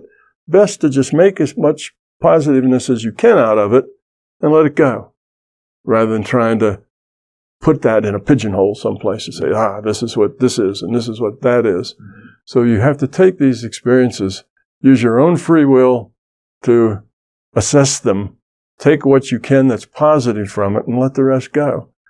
That's kind of the right attitude. But you see, communications are very difficult. So here's a data stream. I interpret it, and that's my reality. You get a very similar data stream, but you interpret it differently. Mm-hmm. That's your reality. Yeah. So you got 9 billion people all living in their own reality here together. But like any multiple player virtual reality game, there are certain things that we all see and we all share. And somebody else does this, we get a picture of that, and we're connected to it. So there's that, but everybody actually lives in their own reality. And you talk to people that are in your own culture, your reality and their reality seem like it's the same, and you believe that's reality all over. But you take two people from very different cultures, and they don't share much reality at all. They don't see eye to eye. They don't understand where the other's coming from or why, you take a guy out of the Amazon jungle and he sees a table as firewood. But even here in America, we are now talking about silos, people living in different silos, even if they're in the same neighborhood. Mm-hmm. Yes. So we have no end of challenges and choices that we make, and we can make those choices out of love and caring and being positive, or we can make them out of fear. And the things we build when we make choices out of fear won't last. They'll self-destruct, and eventually the good guys always win. Well, at some point I don't know if you broke away or drifted away, but you were with Bob Monroe, as I recall, for about 6 years. Mm-hmm. At some point, your life took a different turn. Yeah. What happened is I changed locations. My job went from Charlottesville down to Huntsville, and I moved. I was still a part of it. I still came back for some events every once in a while, but it wasn't an everyday, 15 to 20 hours a day. It wasn't that anymore. And that started right as Bob got real successful with attracting people to listen to his technology.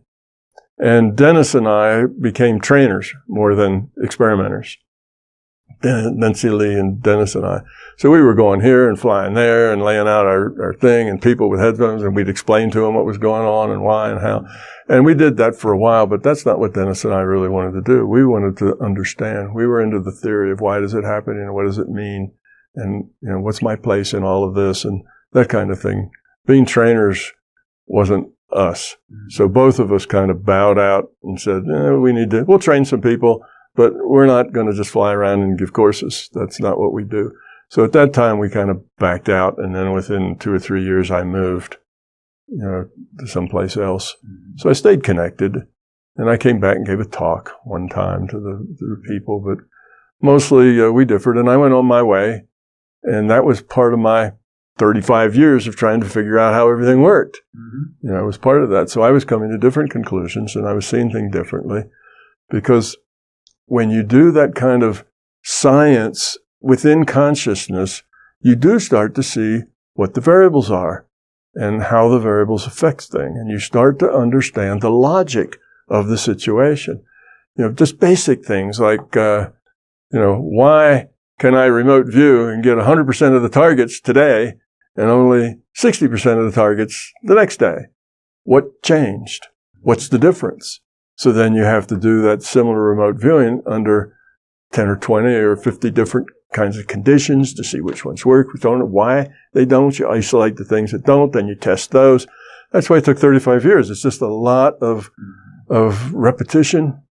But I was able to get into those altered states very quickly, and I could reproduce those states very precisely.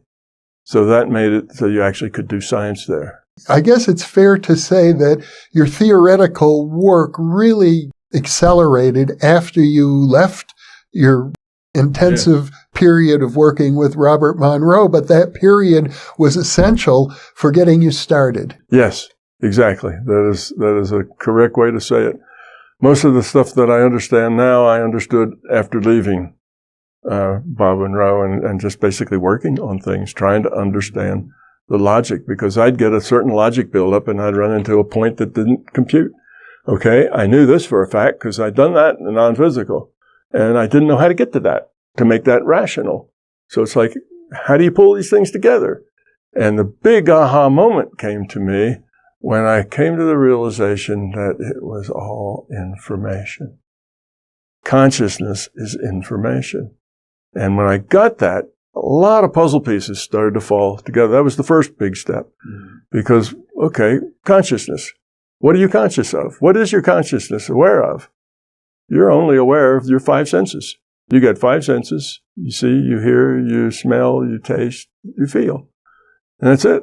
Take away all of those. And what's your consciousness like? Well, you have emotions. Yeah. Yeah, you have emotions, but most of your emotions are tied to these things, the things you hear and see and smell. So you take all of that away and, take your past away too. If you just take all of that away, you're at that, what I call the Descartes moment. I'm here. I exist. I am. I think. I can ponder, and I exist. And that's it. There's nothing else going on. That's your total sum content of your consciousness is that you exist. And that you think. It's the I think, therefore I am, therefore I think, and those two just support each other, and that's it. So, well, what is that then? Your consciousness. Say, well, I'm conscious, there's the camera, and over here's the thing, and there you, and we're talking. I'm aware of all this stuff just because I have sense data. So what is consciousness? What are we conscious? We take in data. We then process that data. Part of the processing is comparing it to memory from past data and seeing if there's any relationship there. Then we come to some kind of conclusion about what to do with the data. What should we do with it? And we make choices. The output. So what is consciousness? Well, you get input, you do processing, you have memory, and you do an output. What does that sound like? Computer. Sounds like a computer. Exactly. And that was kind of the aha moment. This is an information system. Consciousness about information. So now you go back to the Buddha who said, all of this is maya. All of this is an illusion. Oh, well, I understand that. It's information. These physical things aren't really physical things. It's just information. We gather the information. We grab hold of that, and I can say, well, it's heavy. It weighs probably 5 pounds. And put it on a scale. I can tell exactly how much it weighs. But all of that is information. So we gather information. We interpret that information, what it means. That's our interpretation. We look at it and process it. We interpret that information and what it means. Look at it from our past experience. I've seen other things like that, and they were made out of metal, and they were about 5 pounds. So you do that, and then you decide what you're going to do with that information. Well, I'll just let that sit there. I'm not going to do anything with it. So you make choices. And that then cleared up a whole lot of things. Consciousness is an information system. It's about information. You get information, you interpret it. And at that point, the connection to a virtual reality was just that far. It took me a while to get there. It wasn't very far, but it took me a while to get there and said, okay, that's it. It's an information system. And then I said, well, what can I do with that? So I said, well, what's the smallest piece of information you can get? Let's reduce information down to the tiniest thing. Well, it would be what I would call a reality cell. It's a thing that is aware that it can be in state A or state B.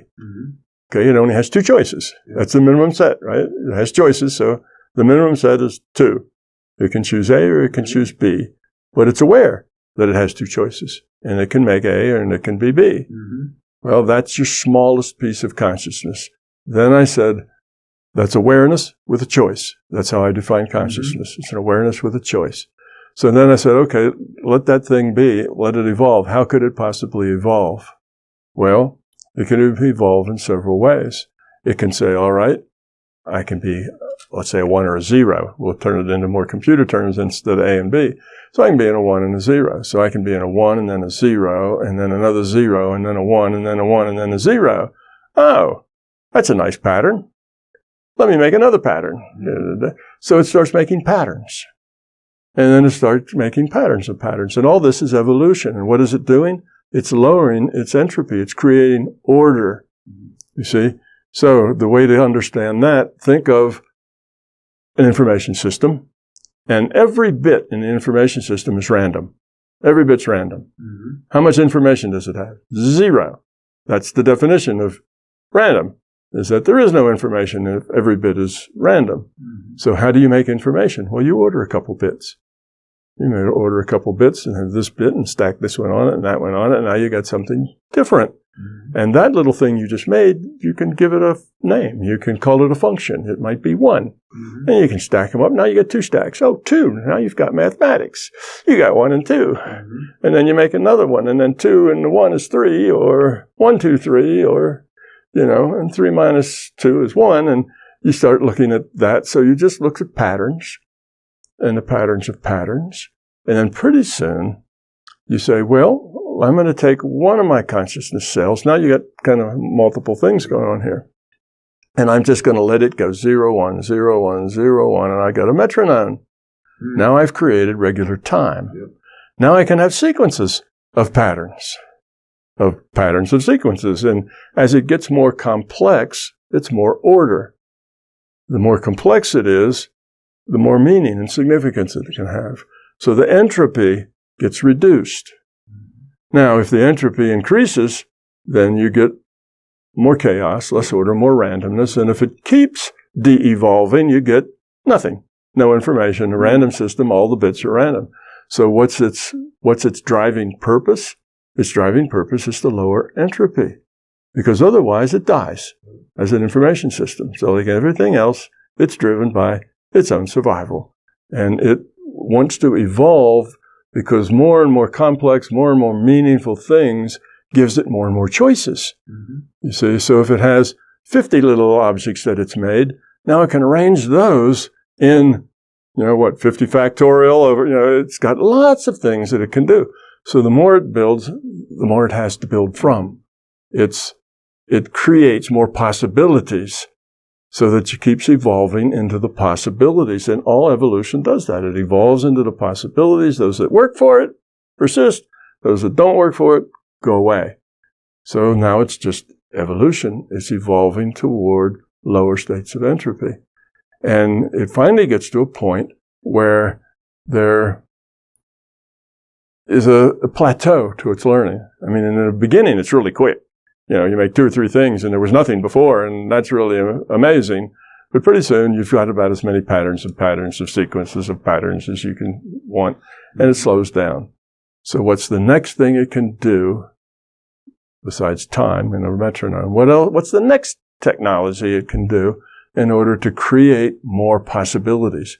And that is, it breaks a piece of itself off. It sets that over here. Now they both have free will. I sort of skipped that step, but free will's implicit in the choice. Yeah. And awareness with a choice. If there's no free will, there is no choice. Free will is required for choice. So you take another thing. Now it has free will. It also has choice. Now you have 2 things with free will that can interact, and then you make a whole bunch more. So now you have 100 things with free will. Now the possibilities go way up, whereas before it was limited to one thought, one thinker. Now you got 100 thinkers, and they come to different conclusions. Immediately, they all kind of see the world the same way, but as time goes by, they have different experiences. They see things differently, and pretty soon, you have a social system. Okay? So that's kind of the progress of why is this an information system? What does entropy have to do with it? Entropy is the purpose. Because the one thing I left out of this thing, that it takes in information, it processes, or whatever, it has to have a purpose. Because if it doesn't have a purpose, it can't tell whether the choice it made was good or not good. But it has a purpose. The purpose is to lower its entropy, to make more information. And the information is non-physical. People think information is physical. It's non-physical. If you have a book, the book's paper, that's physical. The ink is physical, but that's not the information. The information is the meaning, the significance of what's written, not the ink that's written. It's not all the little squiggles of ink that's valuable. What's valuable is interpreting those squiggles into something meaningful. So the information is the meaning, the significance of something. And that only takes place within a consciousness. I have a lot of questions They're stacking up about all of this. We'll do a whole separate interview where we get into the details of the evolution of consciousness, and which I know is what you're pointing toward. But this was a good taste. Yeah, I had to describe this to people. The hardest chore I had wasn't just the figuring it out. It was how to explain it to somebody else. Yeah. Because I've had tens of thousands of hours exploring non-physical reality, exploring consciousness. But how do you explain that to somebody else who's never done any of that? So that was the biggest challenge. And so I made up a lot of things. I made up a lot of words and terms and other things. And I started off with AUO. And then I thought it'd be really fun if I could move that into an AUM. You know, the sacred syllable, right, or the sacred sound, or some sort of thing in the Tibetan Hindu lexicon. So I thought that would just be fun. So I thought up of something that I could turn into an AUM acronym and show the fact that you have this system starts to evolve, and the first bunch of it's mechanics, just starting to build itself up and creating regular time and all this. You kind of do the mechanics of it. But then you get it to the point where it splits off into lots of people, becomes a social system.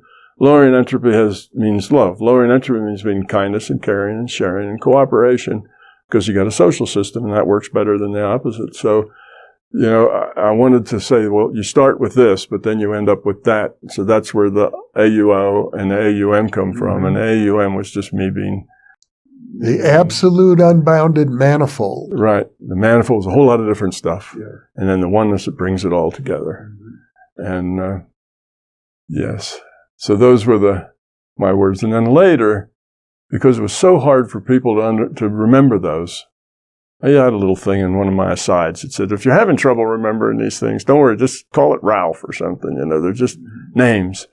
And I started calling it the larger consciousness system instead of because that was just easier, because the definition is in the words rather than okay, that's clever because of the but it's harder to remember and associate with anything. So I stopped using in talks and started talking about the larger consciousness system. Well, we will be exploring the larger consciousness system in great depth. I know some people think, well, that's just your term for God, but I know that it's not quite the same.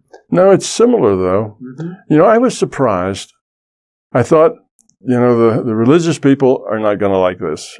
You know, I thought because they have their dogma and they have their way of seeing the world, and they're not really going to like this. But I found out that mostly the contrary was true.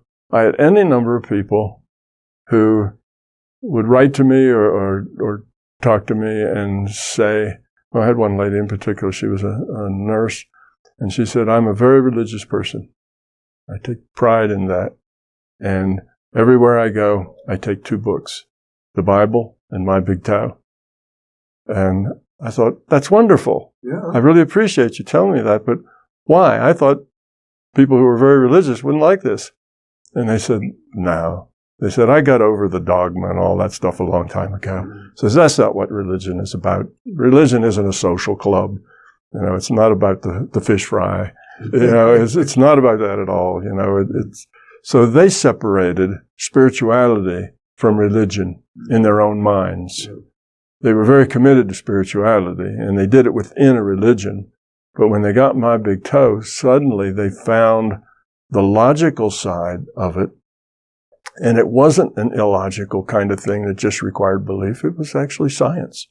This was a real thing that you could name, you could understand, Where did God come from? Well, it evolved from that little piece of stuff that was just a 1 or a 0. It evolved and became this large system with lots of parts, and we're the parts, and we need experience, so it creates a virtual reality, and part of it's configured as a computer, and it gets all of this, and then suddenly like, oh, I get it, I understand it.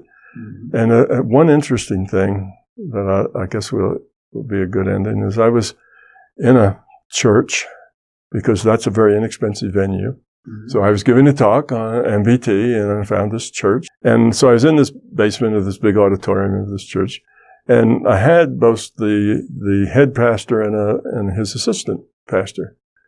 And I put them on the spot, and I said, you two both have degrees in theology, right?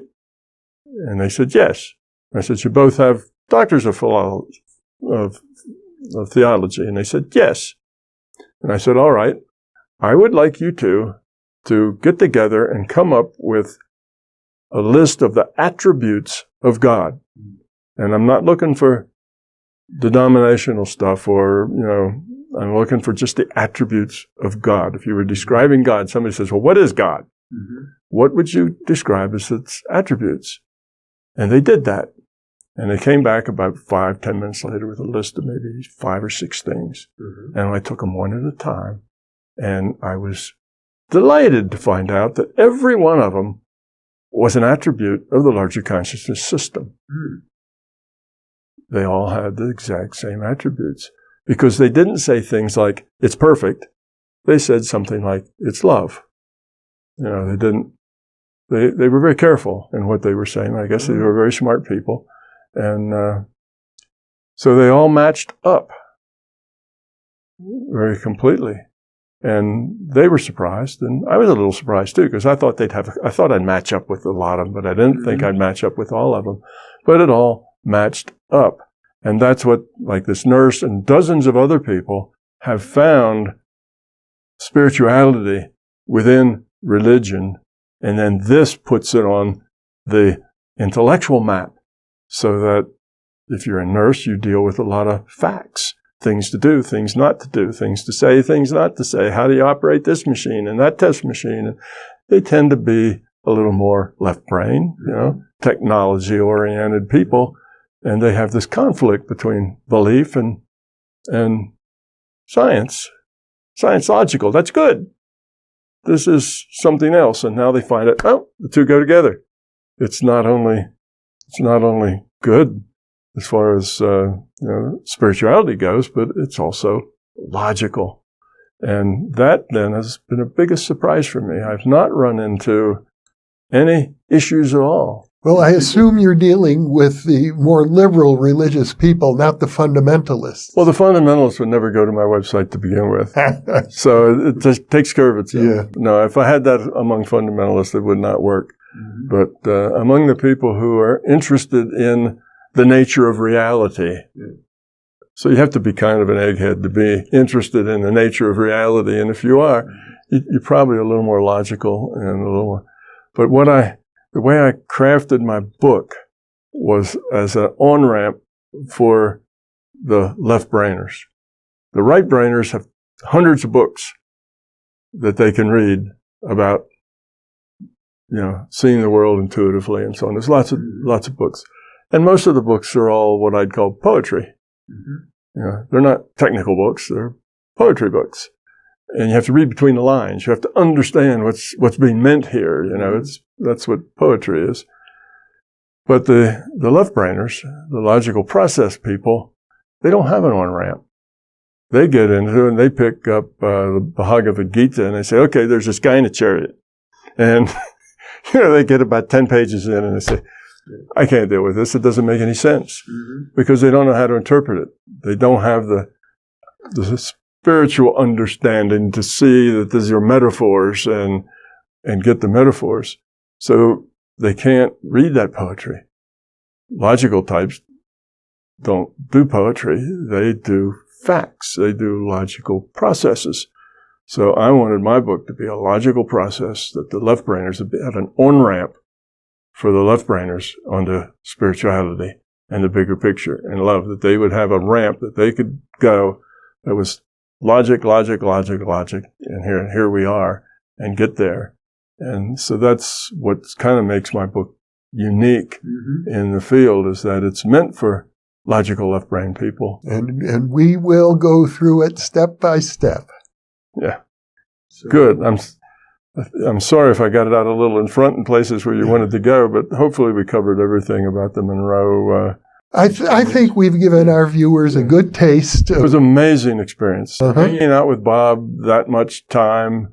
I mean, people would have given their right arm to, spend 20 hours a week with Bob Monroe. But he was a wonderful guy. He was a real individual. Like we were saying in the car, he did all the things that a guru is not supposed to do. He smoked. He ate junk food. He was overweight. He did all those things, but he was very positive. He was caring. He was a wonderful man, and he was very interested, and it was kind of his thing to do in this life, to start the process of turning the paranormal into the normal. And I think it was very selfless. He basically started that institute and endowed it so that it could continue after his death, and it's been going for decades. And he was very courageous, because in the time he published those books, talking about out of body and, hearing voices and seeing things, was not what a smart executive would be publishing. So he had courage to publish that and not call his name, Ralph Smith or something. He called his name Bob Monroe, and he wrote the books, and he stood up and took, the blame or the cheers for it as they came. And at that time that he published that first book, he should expect, I'm sure did expect, a whole lot more jeers than accolades, because it was very counter to the culture that he was in. Yet he stood up and did it anyway. And I think he realized he needed to do that if he was going to start this process of legitimizing, the paranormal, the things he had experienced, making them legitimate science. And he didn't know how to do it, but he knew he was the start. And he had quite a lot of influence. To my understanding, many government officials showed up at the Monroe Institute to take his courses. Yes. People from the military, people from the CIA. Right. He added credibility to the whole thing. Yeah, he did a wonderful job. He served his purpose very well. Yeah.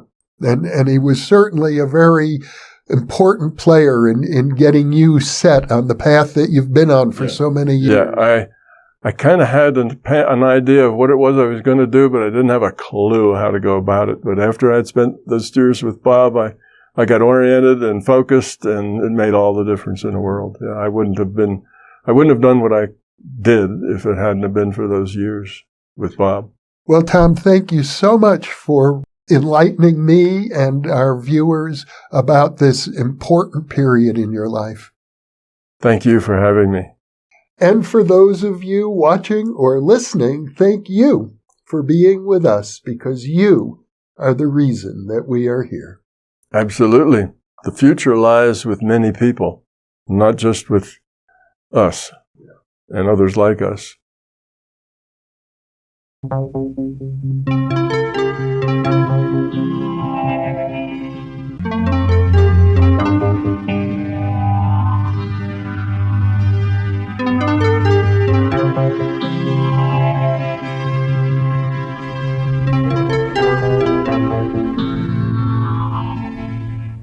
Book 3 in the new Thinking Aloud dialogue series is UFOs and UAP, Are We Really Alone?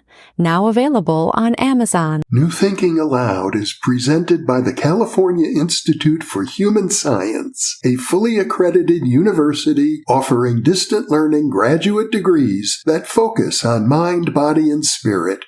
the topics that we cover here. We are particularly excited to announce new degrees emphasizing parapsychology and the paranormal. Visit their website at cihs.edu.